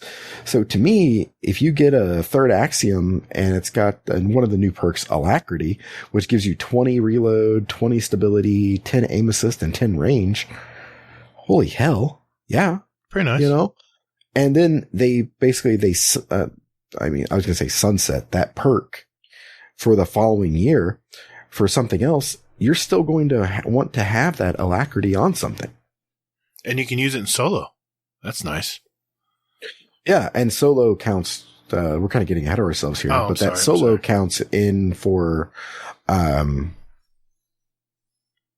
the one? Rumble. Yeah, and also Legendary Lost Sectors too.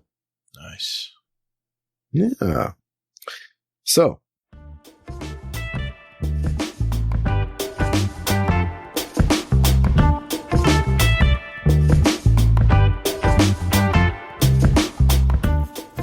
Hey everyone, looking for some like-minded gamers to talk Destiny with? Or maybe just a place to de-stress and talk with others about life for a bit. Or maybe just a place to discuss the latest movies, TV shows, new music out there?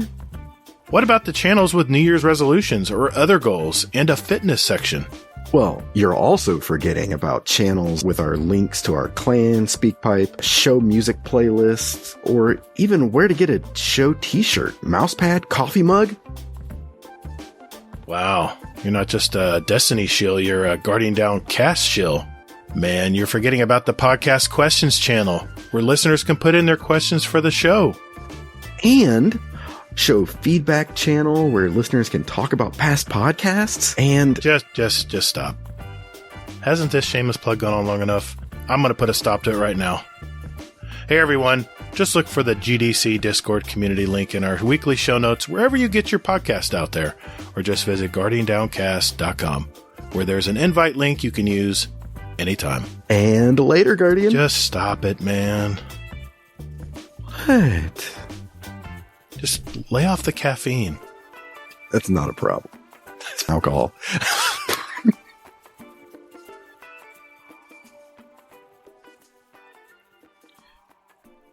So do you have any questions about origin traits? God damn, do I?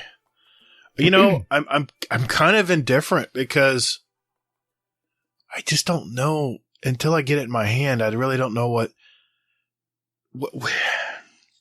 Here's what I'm worried about. I'm worried about these traits, that the weapons that come out before they get these traits, or no, they're going to get them when they come out.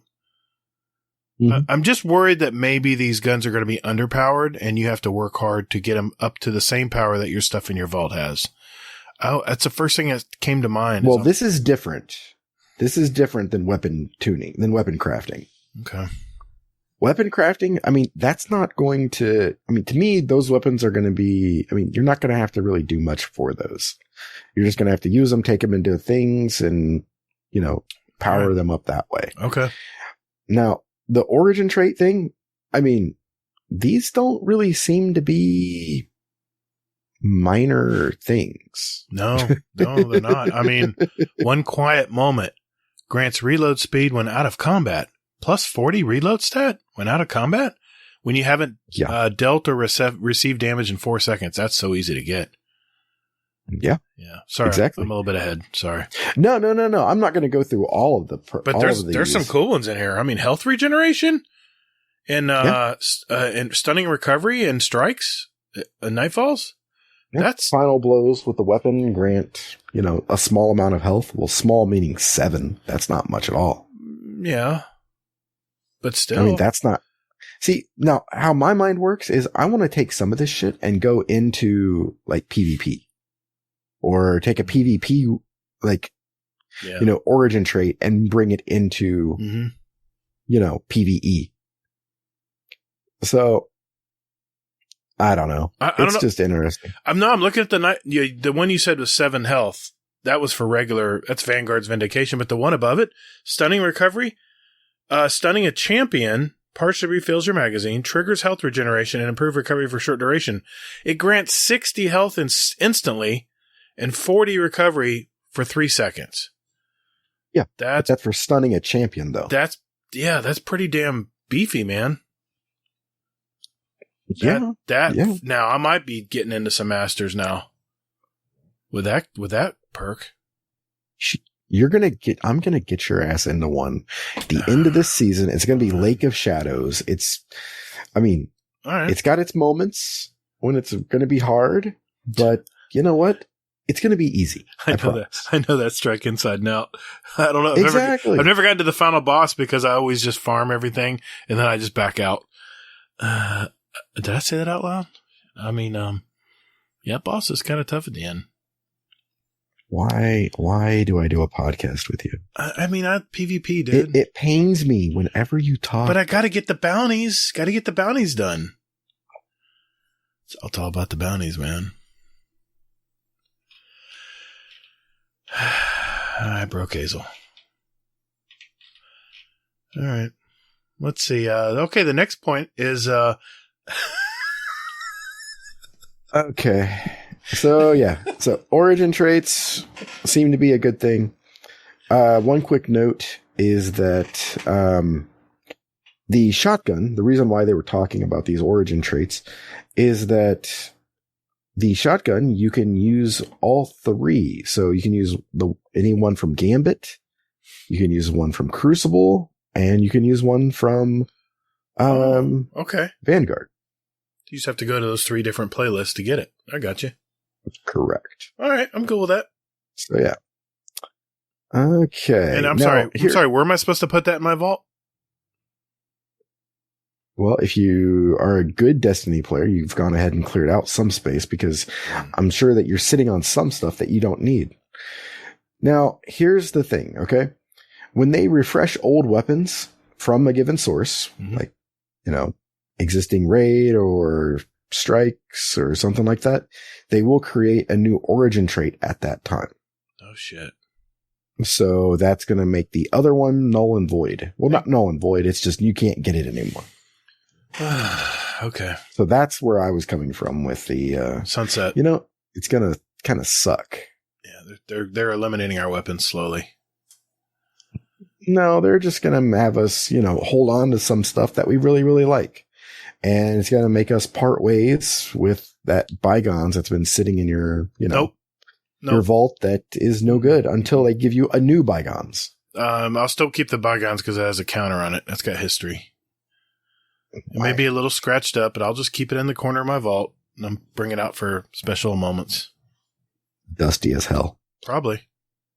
So, all right. One other quick note here. Who remembers weapon foundries? Yes. Things like Omelon, Suros, Viced. Hell yeah. Sorry. Exactly. I was getting excited. Exactly. Well, guess what?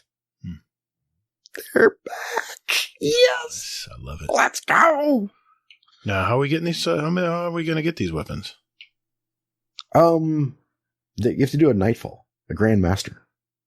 What? No. Fuck that. I'm out.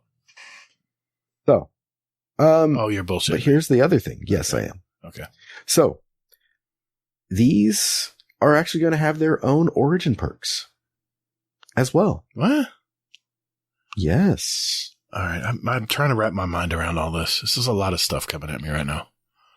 You have no fucking clue, dude. Okay.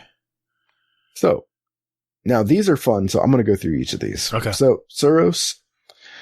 So, you're thinking of, now this is going to be Suros weapons going forward. Okay. And this is going to be basically just for this season or this year, I'm guessing. So Suros Synergy. Reloading grants this weapon bonus handling and reduces incoming flinch for a short time.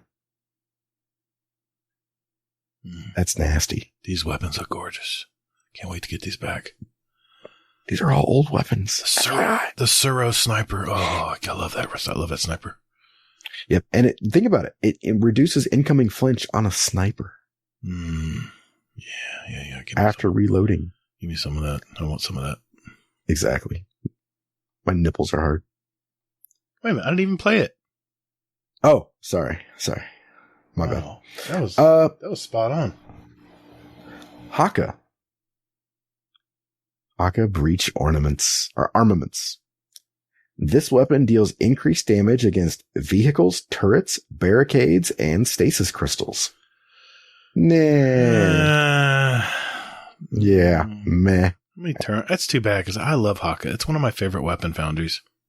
Yeah, same here. And I love the fact that we're going back to the foundries because my favorite weapons are basically like the Haka Pulse, which fires 4 rounds instead of 3. Mm-hmm. Yep. And they hit like a truck. Yeah, they do. There's only one active pulse right now, and it's from the Garden of Salvation raid. That's the only active pulse right now that is a 4-shot. Yeah. I've got it in my vault here. It is Sacred Providence. It's not bad. It's not meta, but it's not bad. It's playable. All right, carry on. I'm sorry. No, man, those weapons are good. Yeah. So next is Omelon. Omelon Fluid Dynamics.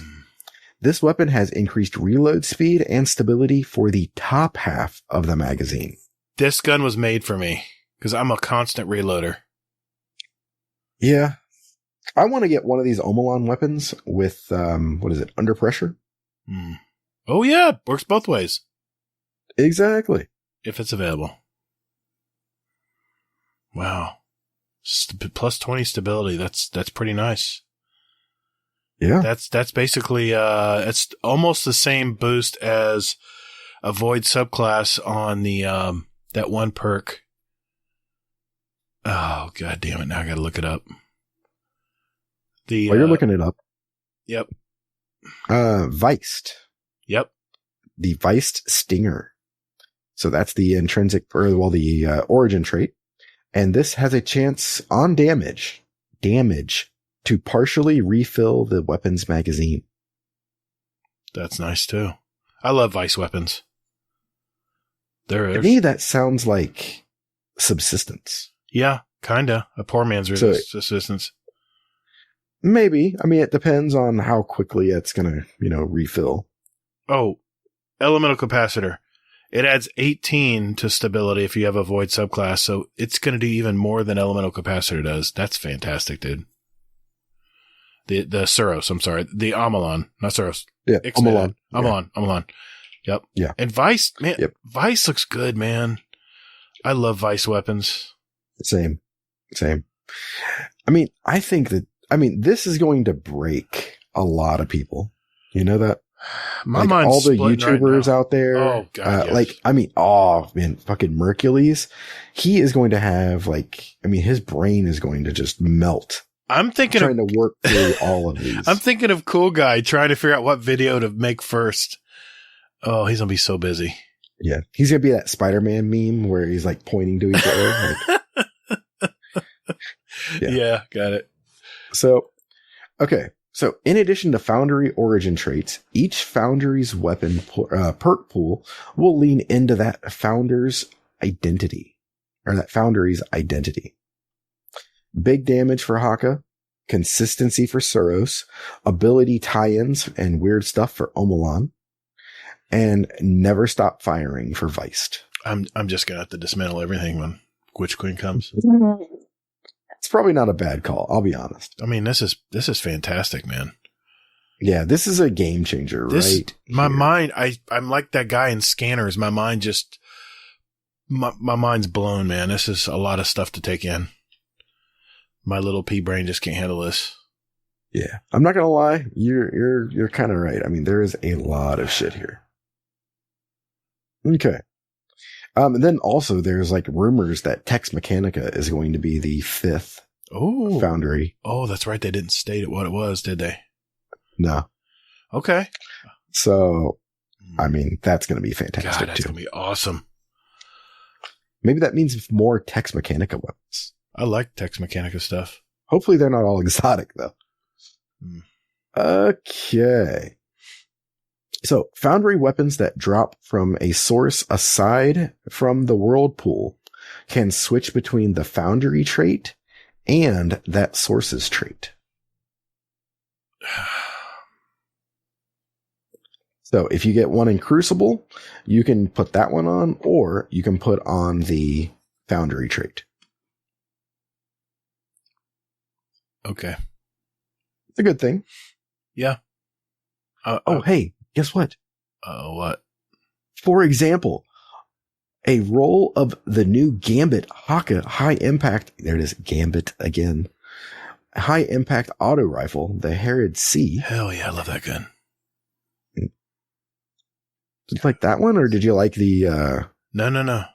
The half dam? I like the half dam, but this is a close version of it. I can work with this. It's got a scope too. It'll have super range, man.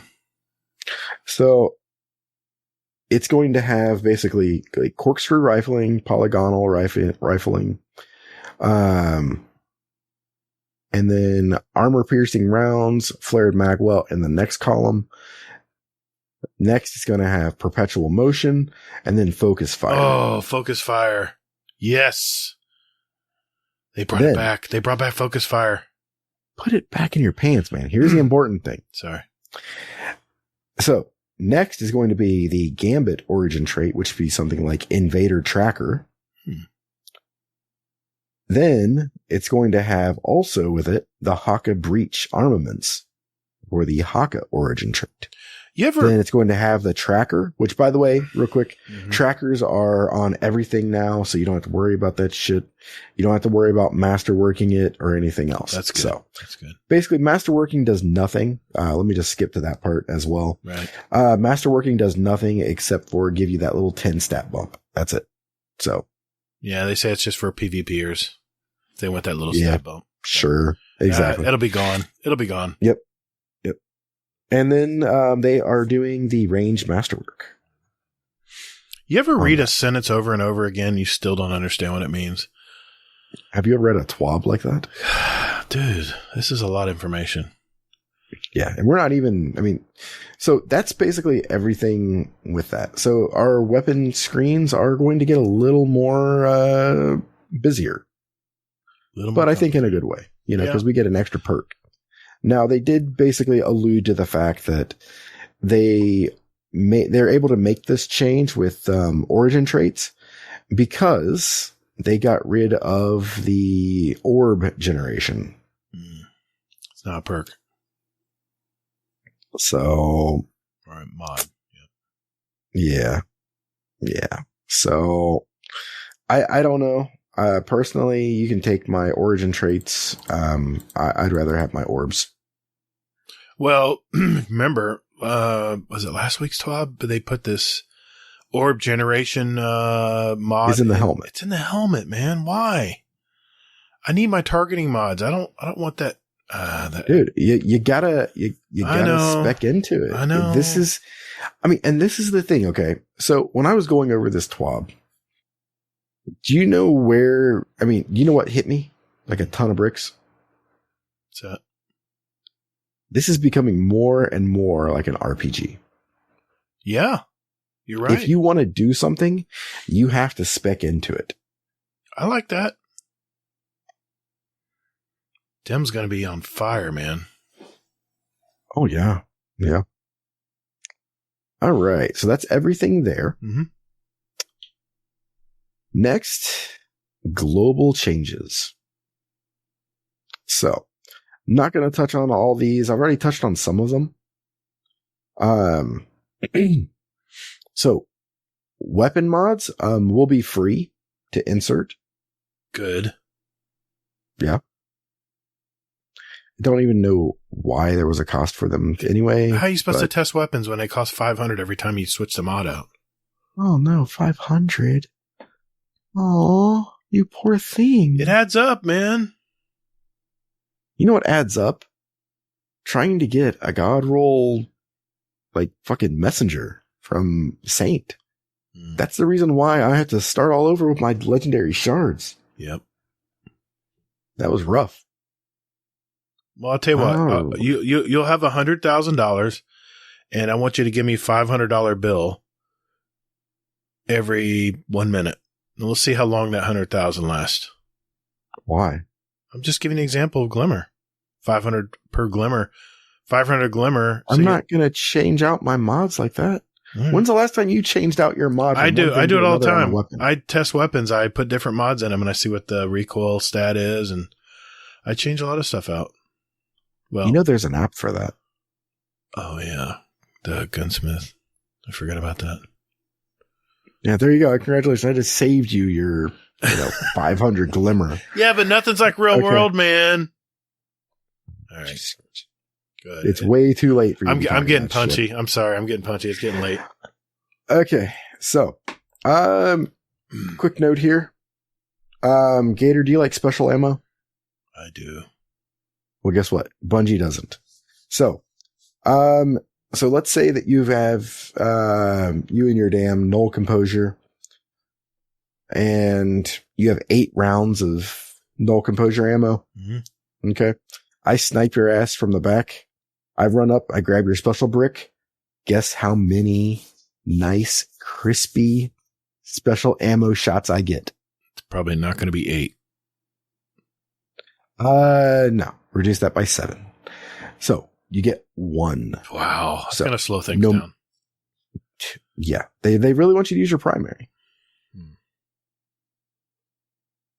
So yeah. No matter how much special ammo the person dies with, you run up, you collect it, you get 1. All right. That's the way it's going to be, I guess. Yep.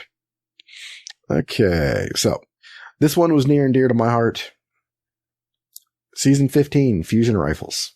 They basically got a whole big rework. And Bungie found out that, hey, guess what? Nobody's using high impact fusions. Nope. They suck. Big surprise. So they increased the damage per bolt from 62 to 64. Now they say here that that doesn't seem like a lot, but it's more than you think it is.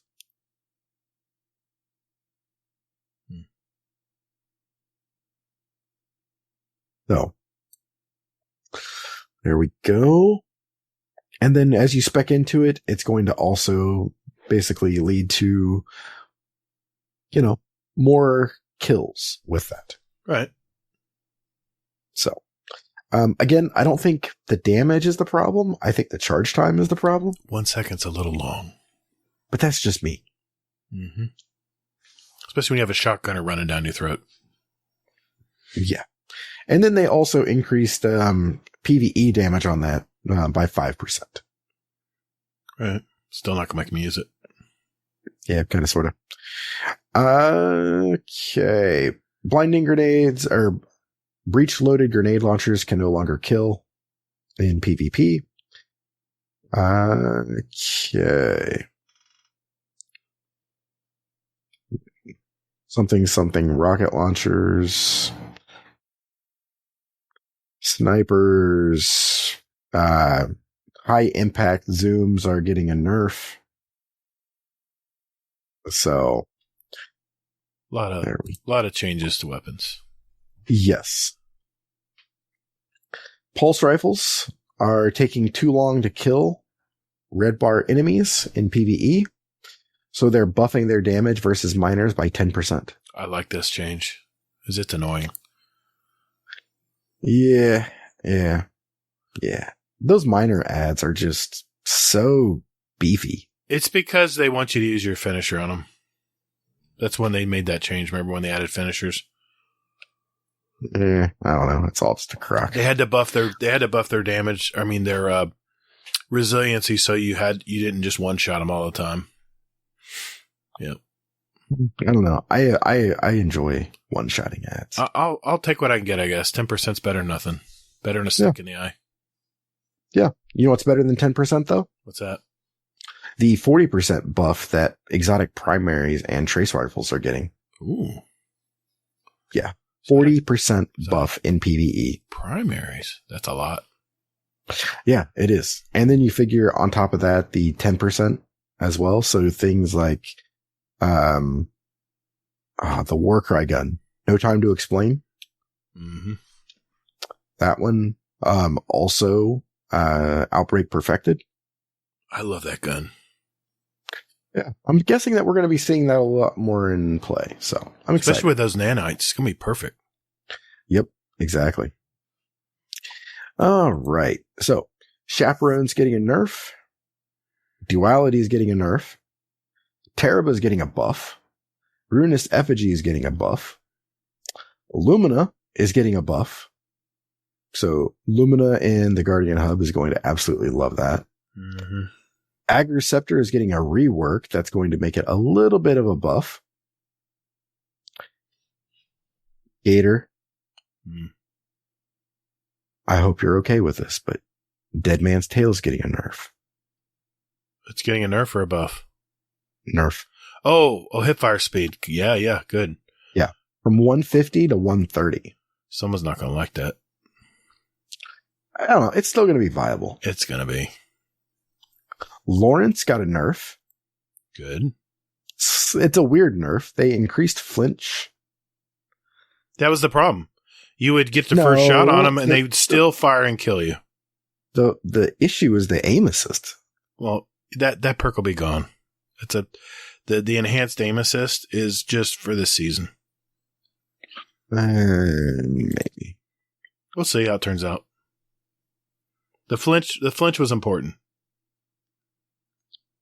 Maybe, we'll see. Yeah. Forerunner is getting a buff. A little more ammo. Yeah, okay. Yeah. So, and then they noticed that several legendary weapons needed to basically be brought in line. Basically, the Dire Promise, Waking Vigil, Jack Queen, King Queen 3, the spare rations. Those are sort of just getting like weird changes to them. Nobody really uses them anyway, so you don't have to worry about that. Fellwinter's Lie is getting a nerf. About time. Meh. Icolos is the SMGs are no longer going to be valid, basically. That's what they're saying here. And they said here that typically we don't adjust base stats on specific weapons at all post-ship, so we don't intend to do this regularly. Good. Okay. All right. Quick notes here. And we are almost done with the TWAB. Let me just tell you that. So, Hipfire Grip is getting a buff. Good. So everybody is thinking that, what's the one, Hancan, the last word, is going to become something top tier because of this. But I guess DMG came out and said that it's not going to impact that. It's still going to be God tier. It's a good weapon. On controller. Yeah. Adagio is getting a buff. Adagio is the one where basically if you kill something with another weapon and you flip back over, it gives you basically a damage bonus. Yeah, it's getting a nice buff all the way around, but I'm still never going to use it. Dual Loader is getting a buff. I like this. I like Dual Loader. I think this is a cool perk. So this is typically for shotguns. You can load 2 shells instead of 1. So they're getting that a buff. Danger Zone is getting a buff as well. So basically Danger Zone is one of my least favorite perks because you have to be close to something when you shoot it with a grenade launcher. And guess what Bungie found out? Kill yourself? It causes a lot of self-damage. Mm-hmm. Who'd have thunk it? I tried it once. Yeah, did you blow yourself up? Mm-hmm. Yeah, pretty much. Okay. So Tap the Trigger is getting a rework as well. Some slight nerfs basically to this. Headseeker is getting a buff, which is good. I love Headseeker. I love Headseeker and Outlaw. Yeah. Eager Edge is getting a buff, or a nerf, I mean. And then they came out to say this. Occasionally, they actually shelve perks because they are not working for some reason, or too strong, or too weak. So, they are going to be going ahead and shelving Bottomless Grief and Celerity. Yay. But they got the Alarity coming out, so that'll be even better. Alacrity, yeah. Oh, that's what it... Isn't that what I just Yep. said? Yeah. Sure. They are also shelving Underdog, Shield Disorient, and Air Assault. Did anybody ever use Air Assault? I have it on, I think, one of my guns. It's the Austringer. Oh, they did say it's getting a redesign for future season. Okay, well, we'll see. Yeah, exactly. Yeah, I'm not a much of a in-the-air shooter anyway, so. Yeah, I don't know how to use a gun in the air. Boots on the I ground. just end up flailing around. Yep. So, I used to get shot out of the air. Ask Briggs, that asshat. So, the near future. Briggs, I'm kidding. I love you. Just not when you have a sniper and you're on the other team. So, the near future. In Season 17, we'll have a set of PvP-focused weapon changes, including new ways for players to build for flinch resistance. Excuse me? Yeah, there goes the buff. I mean, the nerf, the more flinch on the Lawrence. The Lawrence. They're going to build it right back up. Yeah, exactly. My nipples are hard. I love it. Let's go. All right. Balance tuning for primary weapons, looking at U pulse rifles, lightweights in particular. Okay. Amalon. Yeah. Let's go. I like this. Special weapon tuning, snapshot feeling mandatory on a sniper in PvP, and other balance changes. Another PvP special ammo economy change if needed. This is the one where they go back to double primaries. I'm getting close to that. Adjusting how zoom outliers, both low and high, affect performance of a subset of weapons, i.e., the scope column shouldn't be the most important thing on a weapon. I disagree. It should be one of the things that you take into consideration for sure. They just don't put a lot of stuff on with scopes anymore. It's all barrel mods. It's all barrel perks, but there's a few weapons that still use it, and man, when they use it, that zoom is definitely helping. Well, I remember, I don't know when it was, but a while back, I read an article that said that Bungie is looking to do away with scopes. I love scopes, though. That's what makes a gun. That's the personality of a gun, is a scope. I think the reason why they were looking to get rid of them is because it takes too much tuning, work. Yeah. Well, no, too much work to build the scope in the game. Makes sense. For each weapon and things like that. I understand. I understand that part. So, yeah, I mean, this might just be one step into that. Okay. And then also they're adjusting several much requested exotics along with legendary perks. Okay. So Stompies is getting a nerf, in season 17. You heard it here first. Unless somebody else said it, in which case. Second. Okay. After that, Year of the Tiger. Lots of tiger loot and new lunar year stuff out there. Go ahead and pick it up if you want it. Check it out, baby. Are you drunk? No, I'm fine. Just getting late. I'm just getting late. I get punchy. Tell me about it, man. All right. So, I appreciate DMG for this. So, okay, Larman, Kentucky. This is a call out for you. Okay. So I don't want your ass to post out there on, February 22nd or actually the 21st. Because you will. I know you. You are going to get out there and you're going to say, hey, it's 8:00 on the 21st and I want to play Destiny. What the hell? Why can't I work? Well, actually 11 o'clock. He'll be ready by then. We're cranking out. We're cranking out clan bounties this weekend. Don't start. What? It's a good bounty. No more B words. No more B words. So Bungie is taking Destiny 2 offline from 7 p.m. Pacific time on February 21st to 9 a.m. Pacific on February 22nd. So 10 o'clock at night on the East Coast to reset, basically, 12 noon. You're not going to be able to play. Exactly. The night before. Yep. So DMG's note. As this TWAB is running pretty long, we'll do the math for you because Gatr sucks at math. It actually says that in here. What? That's 14 hours of downtime. Mm-hmm. And he goes on to give you his hopes and dreams. So we hope you can use this time to get some sleep, prep some tasty food, or do whatever your heart desires before diving into the Witch Queen. With the announcement of 1 million Guardians already having pre-ordered, we're also expecting a bit of a queue as things open up. So please stay tuned for additional details. I'm guessing 1 hour queue. And the night before it'll be Jedi Fallen Order. It better be. I gotta get to working on that. I gotta get back on that.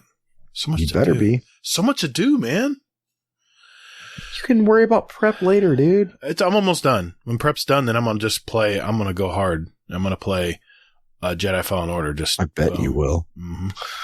Yeah. Okay. So preload for the Witch Queen is planned to become available on all platforms beginning at midnight. On the 21st. Now, is that Eastern? Let me look here.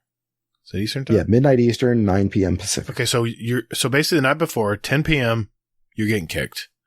But 2 hours later at midnight, you're going to be able to pre-download the game. That's great. I like that. Yeah, but servers are going to be down until noon. Yeah, the next day. Don't think you're going to play. You're just going to download the game. That's all. Yep, exactly. You get to see the new shiny little icon. Yeah. So, yep.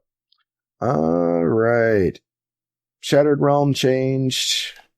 So now it's a daily option. Okay. Year 4 content vaultings, weapon cycling. So Igneous Hammer is going away, Soulless Scar going away, the Swarm, Shatter Price, Uzume, and the Hung Jury, the Multimach, Time Worn Spire, Guiding Sight, and Steady Hand are all going away. But Bungie loves you. Okay. Art, movies, cosplay. That Pet Revenge is fantastic. And a little note here about Seraphim Crypto. He was their German community volunteer. Yeah, I heard about this. Passed away. Yeah. And Bungie just, came together to, give him, his family, their best wishes and hoping the best for them. Yeah. So, that, ladies and germs, is the TWAB. Boy, was it. Thanks, Hazel. I know that was a lot of information, man. I'm glad you got through it because there's no way in hell I was going to get through it. Not without forgetting half the stuff I just read. So, yeah, thanks for that, man. One other thing real quick. What's up? They did do a community focus. It came out today. Yeah. For Laza Kuhlman. Very nice. So, I don't know her. I mean, just from what I've read here, I mean, she's from Australia, things like that. So, yeah, pretty cool stuff. I like that they're doing this again. It's really cool. Yeah, same here. People doing good. People doing good. Yep. So definitely check out this article. It looks like she does cosplay. So that cosplay does kick all kinds of ass. Mm-hmm. Yep. Holy hell. Yep. It's pretty cool. All right. Thank you, Hazel. You are welcome. Man, I feel like I just got to work out mentally. But Same. we still have community questions, so let's get to it.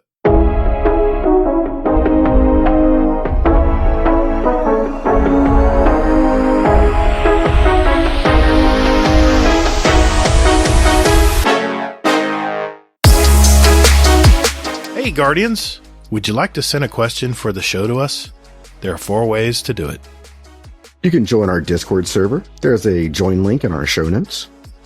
We have some great gamers in there, and you can just lurk and hang out, or jump right in and talk with us. There's also a channel labeled Podcast Questions, where you can type in your question for the show. You can also email us at guardiandowncast@gmail.com, or we occasionally tweet about our upcoming show and guest, and you can respond there with your question. At Guardian_D_cast is our Twitter handle. Finally, you can send us a voicemail with your questions at speakpipe.com/guardiandowncast, all one word, and we'll play it on the show. Thanks for all you guys and gals do for our show. It really is great. And Toddles. And later, Guardian. Hey, man, that's my line. All right, boys and girls, it's that time of the week. This is where we get our questions from our community. And Miss Gemma's going to join in with us here and help answer some of these questions. We do have a couple speak pipes, though, and let's start with those. And they're both from Uncle Scumdeth. Let's hear the first one. Hello, Scumdeth here. I've just got to the end boss of The Witcher 3. And it's giving me anxiety. I don't know whether I should Google it before I start fighting him, or just start fighting him and try and work it out myself. I'm not sure. I don't want to be killed. I just want to get the game over with now. I've spent enough hours in it now. I just want to get it done. And then obviously buy the DLC. Question for the show. Should I Google it or should I just, go for it and see what happens?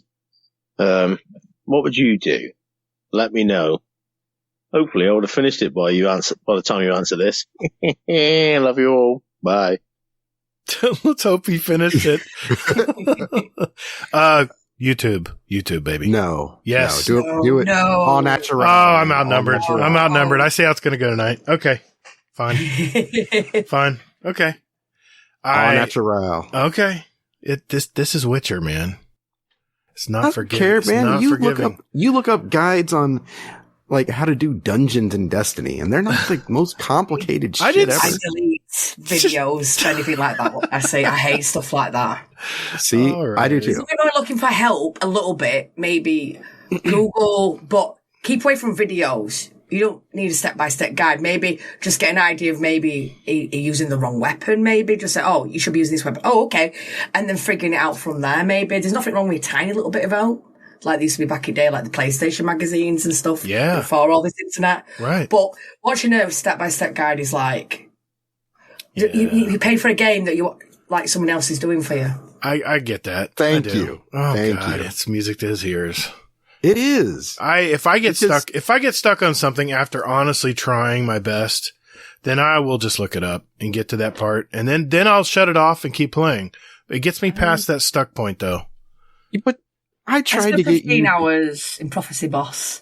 How I many? didn't know what I was doing. 15 hours straight in Prophecy Boss. Whoa. First time by myself, and I refused to look at anything or guns, and people were telling me stuff, and I'm like, Okay, no, so I'm doing it my way. Okay. I'm not paying for the game. I'm not going to win this battle, I see. Okay. I'm just going to back away slowly. All right, fine. Okay. So you guys say you should just stick it out. So hopefully he did that by the time he hears this. We've got one more from him, and let's see what he has to say. Hello, Scumdeth here. If I made an OnlyFans website, would you all sign up and make me a millionaire within about 2 weeks? Ooh, lovely. Thank you. Love the show. As long as you're selling NFTs, I'm in. You son of a bitch. I stole your joke, didn't I? No, because that's a Gatr joke 100% right there. It is. And it's like, what's the most cringeworthy thing that you could say? And NFTs. That would be it. Yeah. Way to go, man. I am Gatr. I'm the Destiny shill. Okay. So- All right. What do you guys think? An OnlyFans channel. I don't even know what he's talking about. Lies. OnlyFans? Yeah. Yeah. Just as long as there's feet pics, I'm in. What? Yes, definitely. What? Yes. Yes. Yes. What? Shit. That's my that's my kryptonite. Gatr is speechless. That's This my is great. kryptonite. That's my kryptonite. Okay. All right. Let's get to some Discord questions here, Hazel. You want to go ahead and start with one of them? Yeah. Here we go. All right. So, question from Wheelbreaker's Wielder, aka Joker. Right.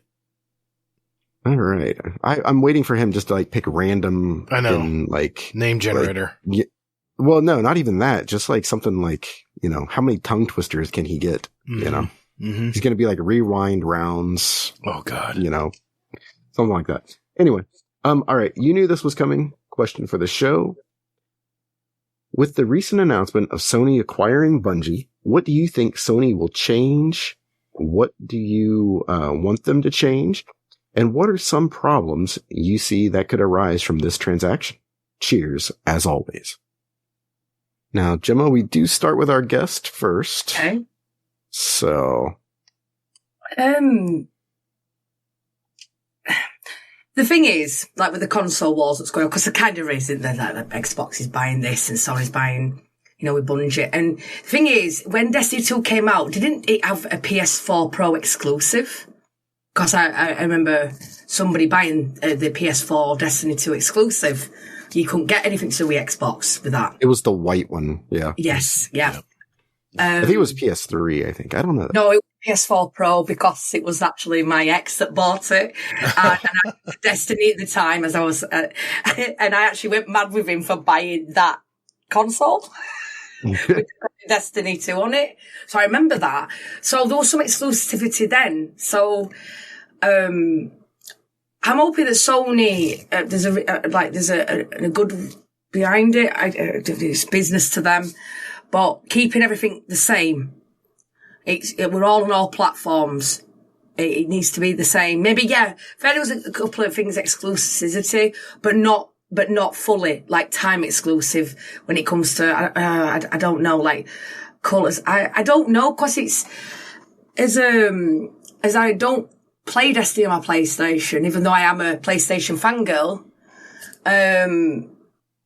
I don't know. I'm just hoping that it's going to be good. I am a little nervous, but the two platforms I'm in are having these wars of buying everything.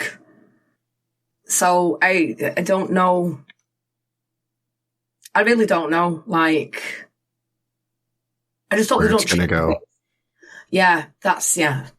So I'm just hoping that they keep everything the same. Everyone's equal. We're all guardians together. Well, I mean, that's what Bungie said. So at least for like right now, I'm not too worried. So I think time will tell, but I don't know. I just don't want exclusivity. I don't want to be a dungeon coming out, but you have to have a PlayStation to play. That's not fair. That's not fair to a lot of people. I hope that never happens. So I've just things like that. I hope exclusivity, because that does happen with PlayStation. Mm-hmm. And because like with Xbox buying like them keeping some exclusives, I just hope that doesn't happen. In the game platform, we're all gamers. So we all put money and time into whatever platform, whatever game we play, should keep it the same. It's business to them, isn't it? Yeah. Yeah. I mean, well, Sony did start all this. So that is one, I always laugh. I laughed when I saw this. I was just like wow. It's just wars, isn't it? But it benefits us gamers. Like, if you got the Game Pass, it's like, holy hell. But now it makes sense why Destiny came away from the Game Pass now. That was the first thing I said. I'm like, oh, okay, that's why. Because I know some friends are like, oh, God, I've lost this. And I'm like, I wonder why they took it down. Mm-hmm. So it makes sense for that. But I do like the wars are going off because the thing is, if they're competitive with each other at the same time, then we're going to get the best deals, I think. And PlayStation, like, getting backed into a corner of like, oh, God, they've got all these. But at the same time, they don't want to be doing these exclusives. That's what I just don't want. We've been waiting for cross-platform for a long time to game with anybody on Destiny. I want, and everything played together. So I just hope they don't do exclusive maps, dungeons, raids, something outrageous like that. Maybe emotes is nice, you're on exclusive emote, maybe. That's fine. I can thingy, but yeah, when it's coming like holding content, and the problem is Call of Duty, they order content with that. You could only play a certain map on PlayStation, but you couldn't on Xbox, I think. And it's the same as Spider-Man with Marvel, Avengers. You only can play it on PlayStation, so it's kind of not fair. Well, it was also that, what was it? Hawkmoon was one of the guns that was like exclusive for PlayStation for like Jade Rabbit. Jade Rabbit was too. Oh, what's it? Fucking Jade Rabbit was ass though. It still is ass. Dude, it still hits pretty good from distance. Yeah, in like momentum control that nobody plays. But yeah. I get kills in momentum control, that's why I like it. Same, yeah. You only need to touch the Wither Horde and that's it. I love it. Yeah, I'm not that person. No, nothing at all wrong with that. So what do you think, Gatr? There's been a lot of talk about this thing all across the interwebs, and I've listened to most of them. And some people are laughing, saying it doesn't even compare to Xbox buying Activision and stuff. And it's like a meme almost about Bungie's so small compared to Activision. But I'll tell you one thing that Bungie's done And I think they're a sleeping giant. Bungie has perfected the live game experience. In my opinion, they have the best gun handling of any first-person shooter on the web. And I think Sony is not a dumb company. They're not. I'm sure they looked behind the curtain and saw what Bungie's been working on past, the final shape and the final closeout of Destiny 2, if that's is what's going to happen. They're not going to invest $4 billion into a single studio unless their return on investment is expected to be something big. And I think I got a little excited when I heard about this. I think Bungie is not telling us a whole lot right now. I think they have a lot of stuff planned. And yes, they have excellent How lore. do you mean that they have stuff planned? I think they have other, if you look what the hell could they have planned? They don't need to tell you anything, man. But I'm asking you, man. I'm telling you, Sony said, all right, Bungie, what are you working on? What do you got? And everyone talks about the net. Everyone talks about Matter. Yeah, everyone talks about that game, but I think they have something beyond that. That maybe the next Fortnite, maybe something really big. Oh God! But here's the thing: I think it's an actually good marriage, because what's one thing that Sony needs? They need live service games, because face it, that's the way everything's going. And Sony is very, very good at first player game, one player games or co-op games.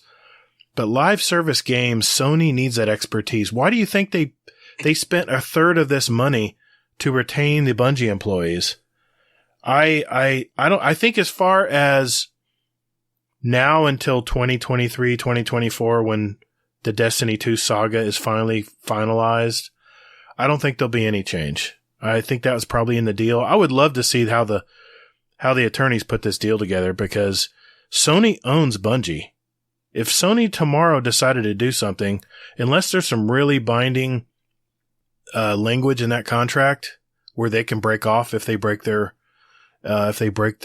terms and conditions, Sony can tomorrow not like what Bungie's doing and turn things around. But here's the thing I really thought of.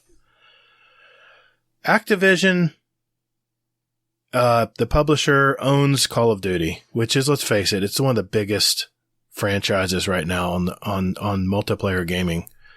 And I think it's an arms race. I think Sony was very smart to grab up Bungie, because as far as first-person shooter games, I think Destiny is a better shooter than Call of Duty. And I've played both. I played Call of Duty forever. And I think if down the road, if Xbox decides, hey, Call of Duty, it's only on PC and Xbox, I think this is a little hand grenade that Sony has to fire back, that they can make any Bungie games solely the property of Sony and only available on Sony consoles. So, or smart TVs, who knows, in the future. But I don't think Sony's a dumb company. I think they know what they're doing here. Everyone laughs because they think Bungie's a small little company. Bungie could be the next EA. They have the talent, and they're only getting bigger. They're probably, I think they're approaching 1,000 employees now. So, Sony's working on a game pass type service, I think called Project Spartan. And they're talking about backwards. Spartacus, I think. Spartacus, yeah. They're talking about backwards compatibility in games. I don't know. Why did Bungie pull out of Game Pass recently? Makes you think. Well, I think. Well, they probably knew that deal was coming down the pike too. So. Yeah. But I really think that's, I got a little excited. I think Bungie's future's strong. I hope there's someone left at Bungie by the time Sony goes through them. And Sony's has a bunch of lore. You see the new series on Paramount Plus of, Halo. There's like a Halo series, a live action series. Sony's not stupid. They got all the studios in the world they can use to do the same very thing. They might have seen that and said, hey, we can do this with this game, and it has even better lore. So that's my 2 cents. Okay, I don't really know if you answered the question, but no, I think what are they going to on anyway? Well, no, you said he asked what they were going to change. Yeah, I don't think they're going to change anything for the immediate Destiny 2 game. But after that, all's fair. But I think Bungie did post out straight away to let people know, hey, nothing's changing. Everything's together. So they kind of made that aware straight away because people be like, oh. So it was kind of nice that they went, hey, don't worry. And I feel like that's contracted into them, like saying, hey, and I will agree from playing a lot of first-person shooters. And after, like I said, the Destiny's a phenomenal game. I mean, didn't they tweet out about they had 1 million pre-orders for Witch Queen? Right. Mm-hmm. Like we're at the peak. Let's do the math. 1 million players. 1 million players at, let's say the game price is anywhere from $70 to $100, right? So let's just say $85. That's $85 million grossed right there in one DLC. They'll be fine. Yeah. Sony will get their money back. So I'll go ahead and I'll answer the question. So I don't think anything is going to change. What I want to change is I would love to see Destiny 2 be the first game that has Discord built into the sound, to the audio. That'd be fantastic. Oh my God. That'd be great. Yes. Yeah. Suck it, Gatr. No. So, Discord is a fantastic platform. We're recording on it right now. We already know that, Bungie's, voice is like terrible in game. Yeah. So let's go ahead and, put that in there. So, and then my 2 cents on the whole, move over thing and things like that is that I think Bungie played the game and they won this time, cause they were in bed with Uncle Phil, Uncle Phil was like, hey, you guys are, awesome. I love Destiny. I play it every night, everything else. And, they were like, well, yeah, buddy. Yeah, come on. So, they got on Game Pass. The game got a lot of publicity. People joined up. Hell, there's people in our Discord that are from that Game Pass time. Mm-hmm. And, and so, that was a win-win for Bungie. And now they get to walk away from Microsoft and be like, hey, you know what? We're going to go to Sony where we get to basically do whatever we want. That's amazing that they could strike that deal. So yeah, it's fantastic. They get, all the rights to TV. They just hired the guy from Riot Games as well. It's just, this has no downside. The only downside is I don't know. I can't think of any. I really seriously can't. But to show the game's going to keep going on if they as well. It looks bright. I think. Yeah. Yes. Future looks bright. Like I say, the exclusivity. If they keep that's what I was thinking is because I know Call of Duty, like someone's done with Call of Duty, that's the first thing I was thinking of. Like, there's maps being exclusive to Sony only. Right. And that's not fair. But Bungie straight away were like, hey, because it got posted in my Discord about a nice little poster saying we're all together, we're all Guardians together. Yeah. Something like that. I'll have to look. And I like that we're reinsurance straight away. Right. But that's the only thing what worried me, that what can, because of this war that's going on between Xbox and PlayStation, because there is, it kind of is in a way, and it's because of the buying business, you know what I mean? And it's always going to be like that, but that's that competitiveness in it. It's like that with any business, even with shops and whatnot. That's what they do. But that's the only thing, what worries me. But at the same time, shows that the game is, then if Sony wants to buy it, I say Sony's not stupid, that, the Destiny's at the peak. There could be so much more what can be done. And Bungie's got something behind them to push them to do even more. Yep. Lots of money. Yeah. I like the deal and all. I just think that technically it was 2.4 billion. Yeah, after the retention bonuses are out. Yeah. Right, exactly. So I kind of feel like 2.4 billion. I mean, I know it's a lot of money and that, but it doesn't seem like it's that much. I don't know, man. That's a lot of money for one. With Call of Duty, with Call of Duty is, look how many games have been brought out with Activision. Look at the list of games. Bungie have been working on Destiny. Like, there's so many Call of Duties every year. You know, there are a lot of, instead, like, with Bungie, they've been keeping the same, you know, with the player base and bringing more people in, but I think it's a lot different what they've done in terms of amount of games compared to, like, with Activision, for example, or Bethesda, we'll say. How many games is there? Compared to Bungie's just like you said, just 1,000 players. That's a small company. Activision are huge. I remember playing a retro box not long back and it said one of the games was 1989, and it was an Activision game. And it was it was a stickman running across, but it was an Activision game. Where Bungie, yeah, they've done with their Halo at the time, but they've just been working on this, and not like the project of the other, but it's just been Destiny. So for that, just for that game, for one game at this minute, is amazing. If you split the games of how many Call of Duty, Activision games are raised, and split that's 69 billion. Yep. And then we're like that. Well, I mean, about 1 million concurrent players every day. I mean, and this is the slowest time of the year for Bungie because this is old content. It's not even into the new DLC yet.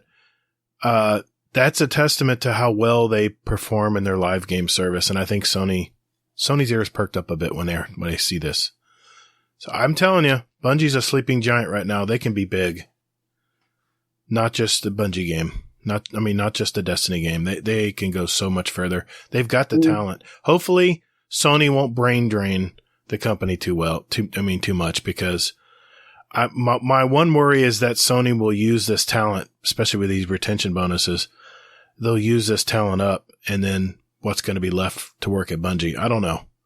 It just, right. I think. Do you have any proof that Bungie's or that Sony's done that before? Sony is known to let studios do their thing. That's the one thing. That's the one saving grace here, is they have been very good about letting studios be them. But I don't know, man. It's scary when you think Sony owns Bungie. Now, Microsoft. Why is that scary? Microsoft used to own them. Activision used to own them, and somehow they've Houdini'd out of that and become their own studio. So who knows if they don't do this again and come out smelling like a rose? I don't know. I mean, I don't know. I kind of think that Bungie's like the smartest guy in the room.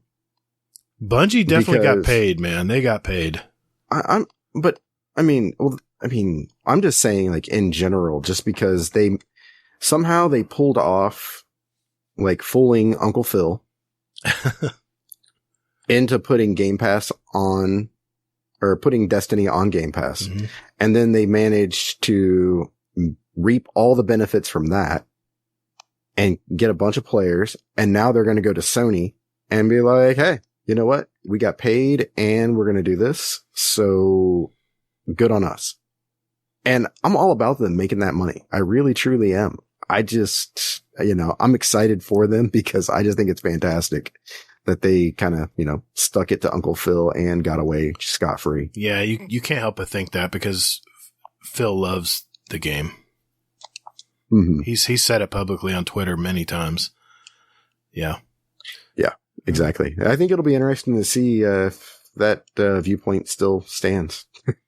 Well, I know that subject has been talked about ad nauseum all week, and yeah, I'm glad we were able to answer it, though. Even though I kind of did. Okay. All right.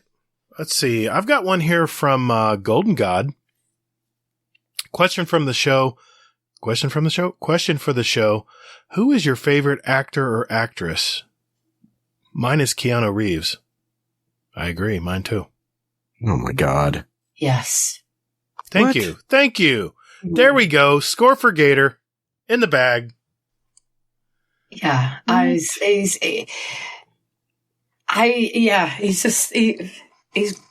brilliant. I went to see Matrix, and it's kind of I'm not going to say any spoilers, but I went to see Matrix, and a lot of people have got it, and it's me. They're like, "Oh my god, it's Keanu Reeves!" It was just like shining in my background when I just see him. So it's just like he's one of them, definitely. Did you see the latest Matrix movie? Yes. What'd you think? I loved it. Go on. I was just happy to see Neo and Trinity together. They're my favourite couple, fantasy couple. Thank you. Score 2 for Gatr tonight. In the bag. Made me cry. I'm like, oh my god, my son was going to be called Trinity. When I was carrying, I'm going to call him Trinity if he would have been a girl. Oh, that's good. Because I just adored that couple. I'm just like, oh my god, this is so magical. Like, I love that so much. Like, I get all giddy when I see him, and it's like, oh my god. So it's like, no matter what content they would bring out, I'd be just so happy to see them both. It just, Yeah, the movie made me cry, but for different reasons. Don't ask him what he thinks. My favorite actor or actress, I'm going to go with Riz Ahmed.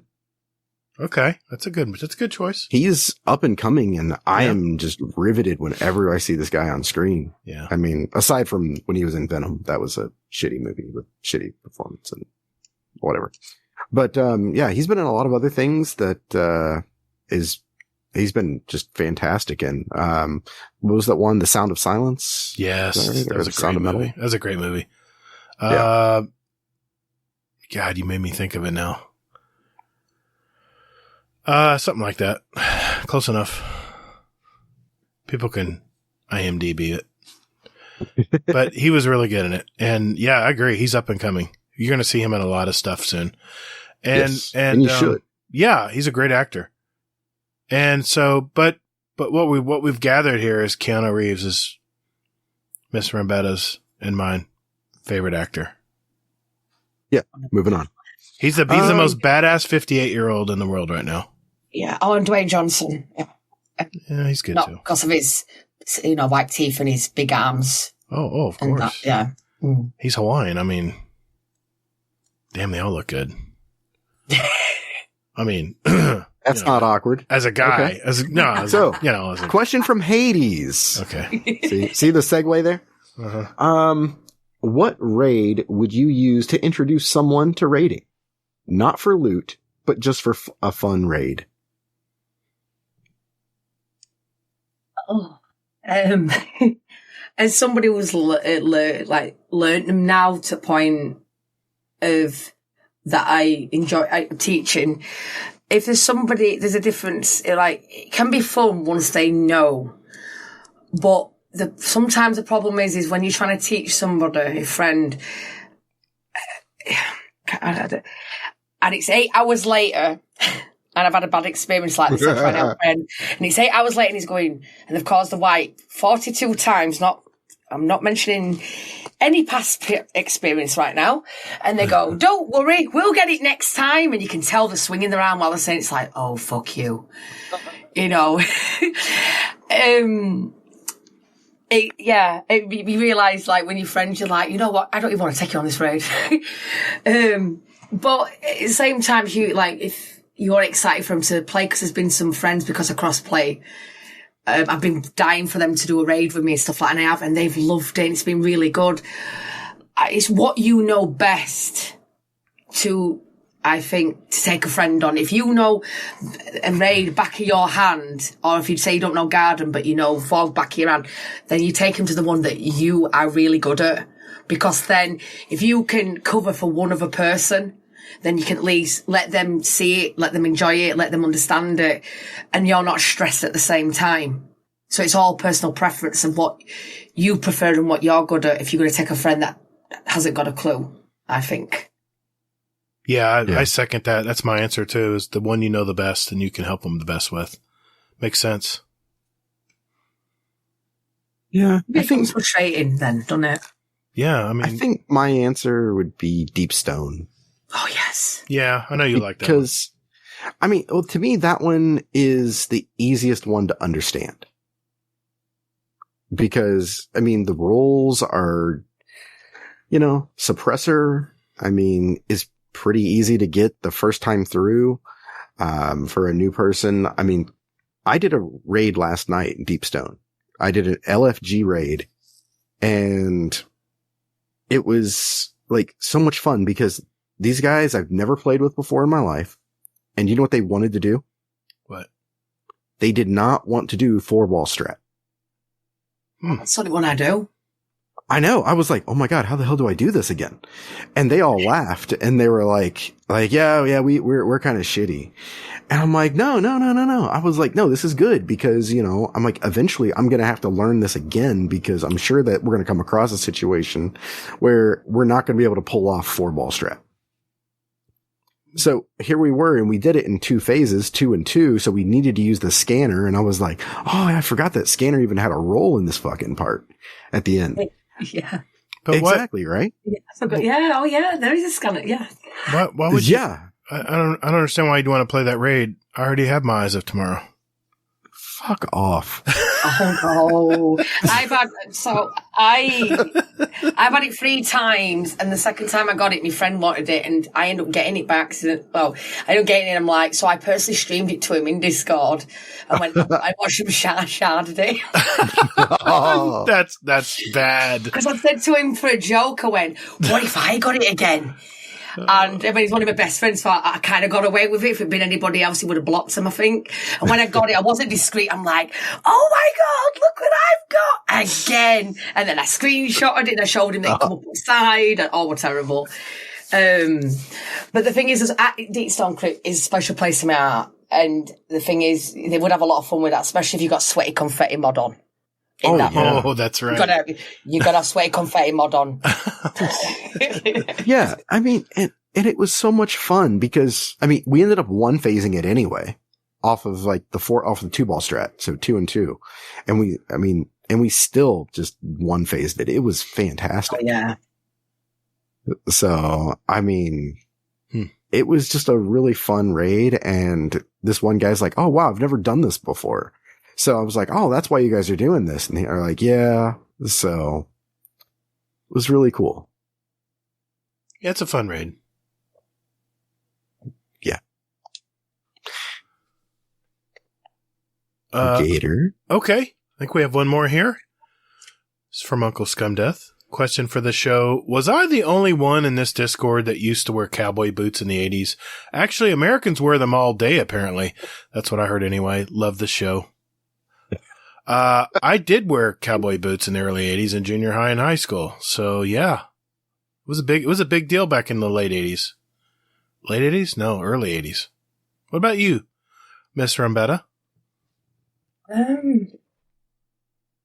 I still wear boots now. So, there we go. I mean, I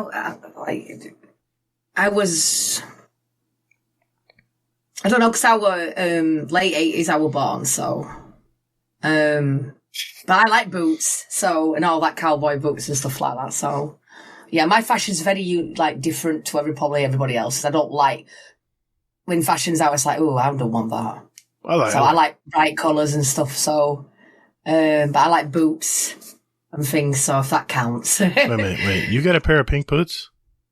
Yes. Oh wow, that is cool. Has to be pink. That's hardcore. I like that. Nice. Myself, I've only owned, I want to say 1 pair of cowboy boots, and they were probably when I was like 6 years old.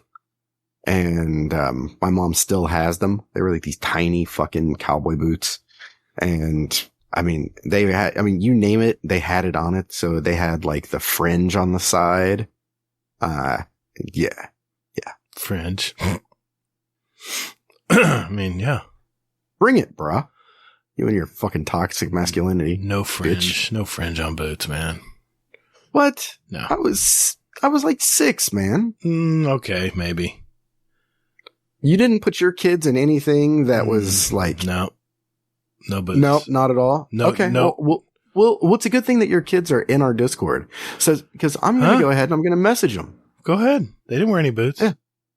I don't think so. Not to my memory anyway. My kids are Well, outgrown. it doesn't have to be boots. It can be anything that was questionable, according to Gatr. Oh no, my son, he only wore like, Vans and stuff like that. As a kid, he wore Vans? Yeah. Wow. Hmm? Wow. Sneakers, any kind of sneakers are, he loves Nikes. Hmm. My daughter, I don't know about that. Lies. I don't know. I don't remember. In the words of, Happy Harry Hardon, I can smell a lie like a fart in the car. So.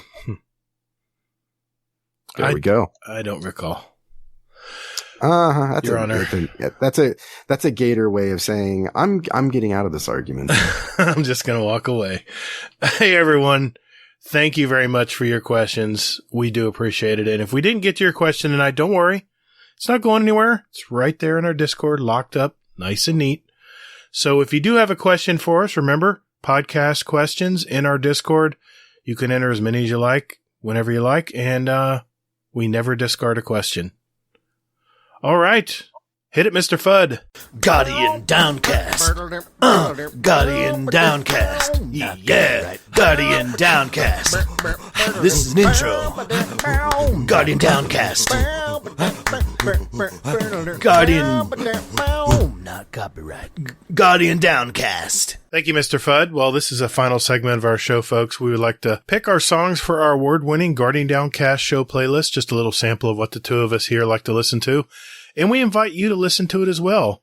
So if you want to follow along every week and see what we add and maybe add something to your own collection, it's Guardian Downcast Show Playlist on Spotify, and we do have it on iTunes as well. I'll post the links in our show notes if you want to click and follow along. We now have 914 songs representing all of us and all of our past guests, a musical history of our show since July of 2019, if you will. And Hazel, what'd you pick tonight, man? Right. So my first song is actually a song that I think somebody else added to our playlist, but when I looked it up, I couldn't find it. So I'm guessing that Spotify maybe removed it. So this is a joint pick from myself, and I believe it was Grugrux, and it's Desperado Slowed by Eduardo, and I could not think of his last name. So I just have Luz. But this is a song that, you'll find it, sounds very familiar. But this guy basically does a lot of, remixes and things like that. So he does like slowed and reverb stuff. And it's, a pretty awesome song. It's originally done by, Rihanna. Nice. I haven't heard that one. Okay. You may have. I probably don't know. Yeah. And once I hear it, boom, I'll know it.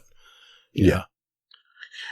And then my second song is a song that has been on repeat here at the Nut House. And it's We Don't Talk About Bruno from Encanto. Oh, God. Didn't you add that last week? Thought you had that last. No, different. Okay. Nope. So, yes, this is just this was a really good movie. And I think we watched it last week. And it's just been on repeat the entire time. So. But yeah, We Don't Talk About Bruno. It's a nice song. It's gotten to the point now where I don't even mind it, and I'm just dancing along with my wife and my daughter. Nice. So. All right, cool picks, man. Let's see. I went old and new again this week, and the first pick is an Irish rock band from Limerick, Ireland. They formed in '89. Unfortunately, the lead singer, Dolores O'Riordan, she actually drowned while she was intoxicated. Back in 2018, it was a shock when she was lost because her voice was angelic. The song I chose tonight hit 1 billion with a B views on YouTube back in 1994. It's from the album No Need to Argue. It's the song Zombie from the Cranberries. This is an iconic song, Laz, of the 90s, and I had to add this one to our collection. I can listen to a song on repeat for about an hour. It's that good a song. For my second pick, this is an instrumental progressive metal band from Washington, D.C. They formed in 2007. It's an unusual and fresh sound. I think Xanafan 711 turned me on to these guys, or at least he sent me a group that maybe sent me to this realm of music. It's so hard to even categorize their music, but it's really cool. My song is off their 2014 album, The Joy of Motion, and the song is called Physical Education. It's by the group Animals as Leaders. It's a cool sound. I like I said, I don't know how to even categorize this, but all I know is it sounds badass. So that's all that matters. A couple of announcements before we go. Hazel, I think you have a couple?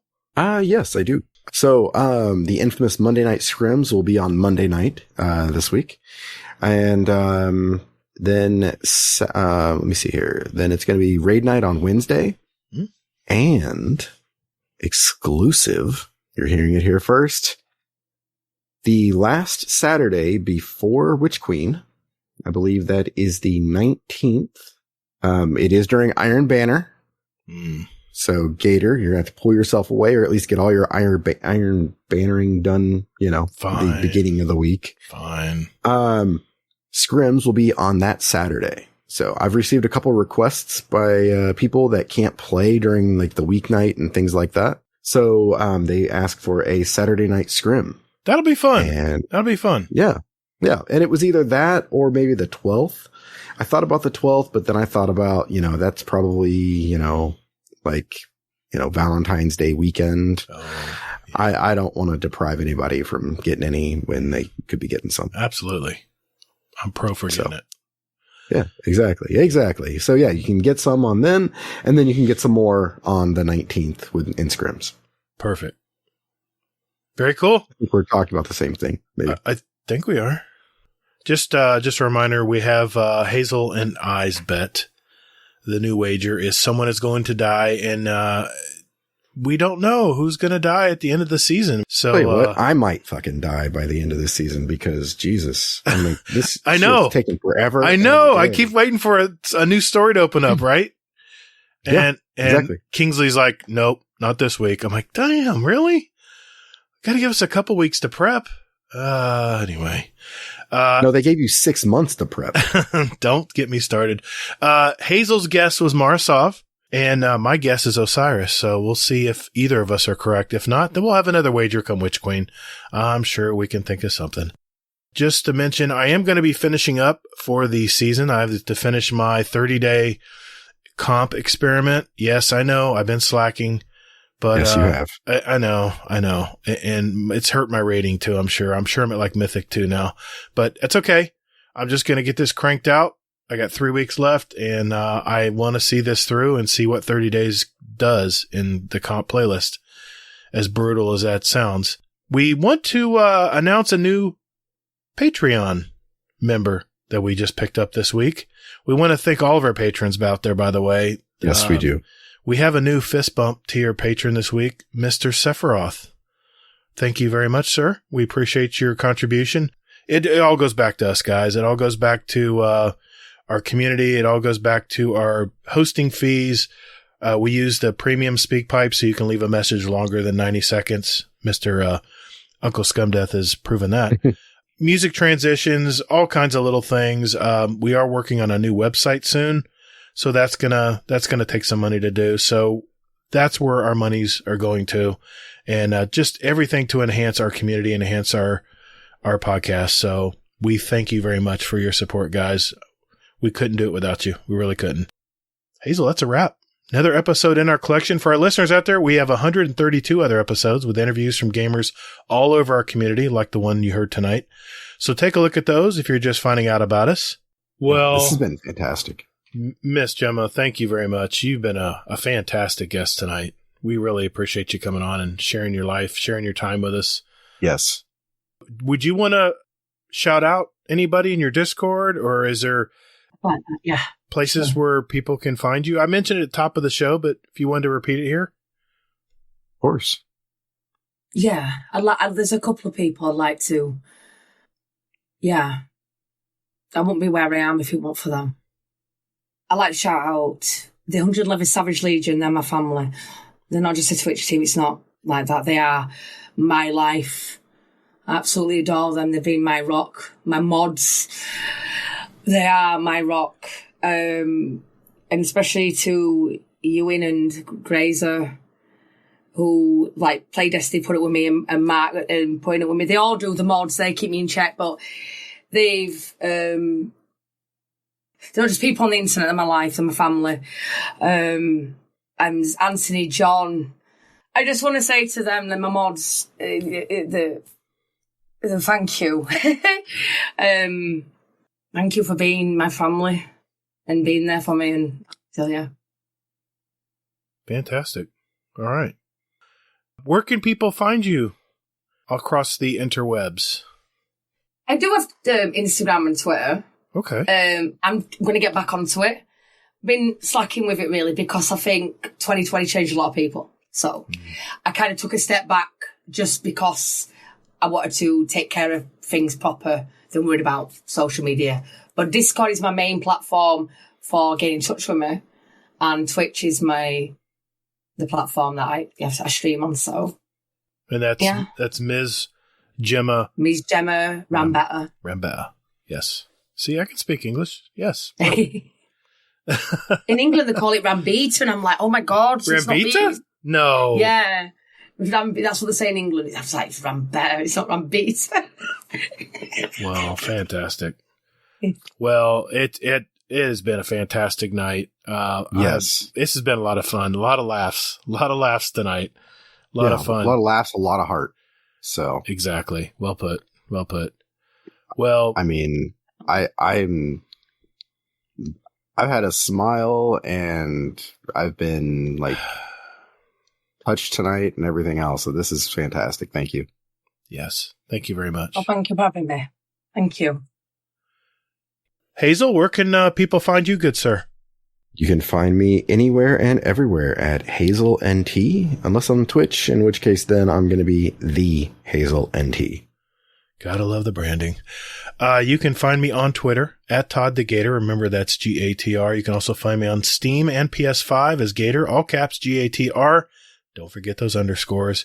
And I'm on YouTube, spelled the same way, or just go to Gatr, Gatr Guardian Downcast, where we do post our episodes. Also in that YouTube channel, just go to guardiandowncast.com. If you want anything, any contact info on us, that's how you find it. Wait a minute, Hazel. You know we can't go anywhere without a Scumdeth corner. Yep. Stop the bus. What's up, Uncle Scumdeth? Hello, and welcome to Scumdeth's Corner. I'm in the middle of a major roundabout. I'm on my way home from band practice. I've just listened to the latest episode. I'm a bit late coming to it. So this is for Hazel. You're the one that I want. You are the one I want. Ooh, ooh, ooh. You're the one that I want. You are the one I want. Ooh, ooh, ooh. You're the one that I want. You are the one I want. Ooh, ooh, ooh. The one I need. Oh, yes, indeed. You're the one that I want. Woo-hoo. Love you all. I hope that satisfies Hazel. Anyway, I've got to walk home again. This is becoming ridiculous. Goodbye. Love you all. Amazing. I can't breathe. Yes. I had it. Scumdeth, you're my hero. You're my hero, man. He told me not to listen to it until the show. Same. I had a feeling it was going to be that, though. That was fantastic. This man is awesome. Can't wait to meet you in person, brother. I cannot wait. Yes. One day it'll happen. Maybe we'll use some of our Patreon funds to get him a plane ticket out here. I don't think we got that kind of money. We'll see. Hey, everyone. Continue to be safe out there. And more importantly, take care of one another. The weight of the world was on your shoulders, and still you triumphed. Marvelous. Thank you all so very much for listening. And later, Guardian. Toddle. You were late, man. I'm sorry. I was just thinking about tonight. It's just awesome.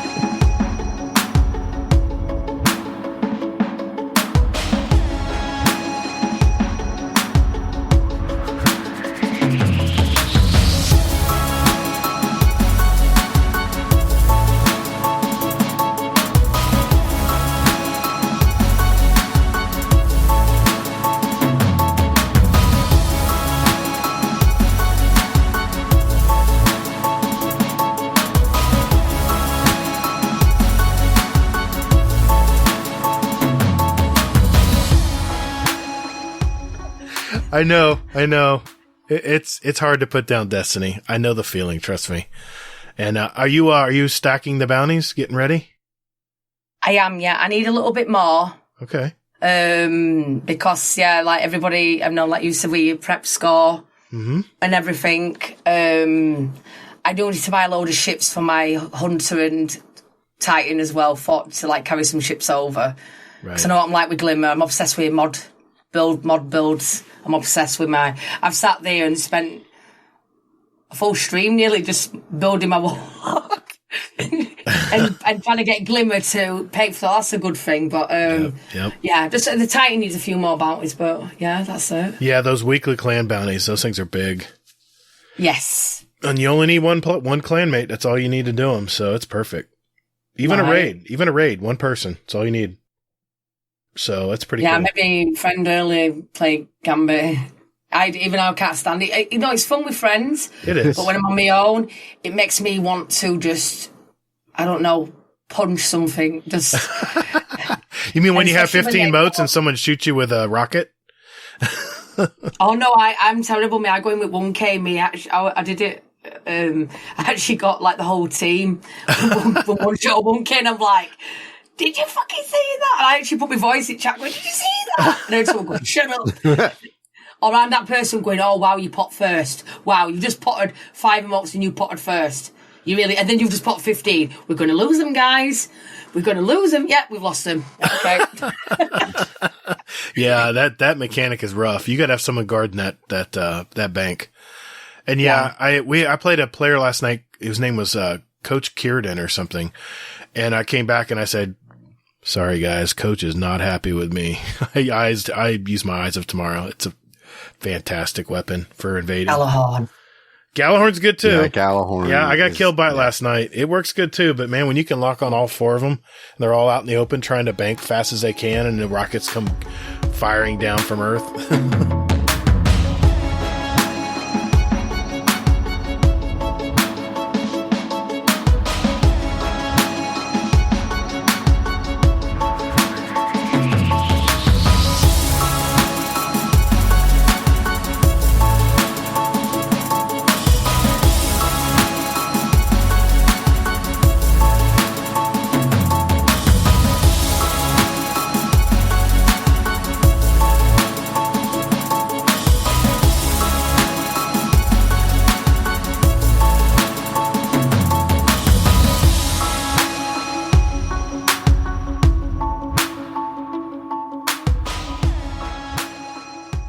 Truthfully, I would say flow over. He's got to the airport. I would take you out of West Yorkshire and say there's much better places.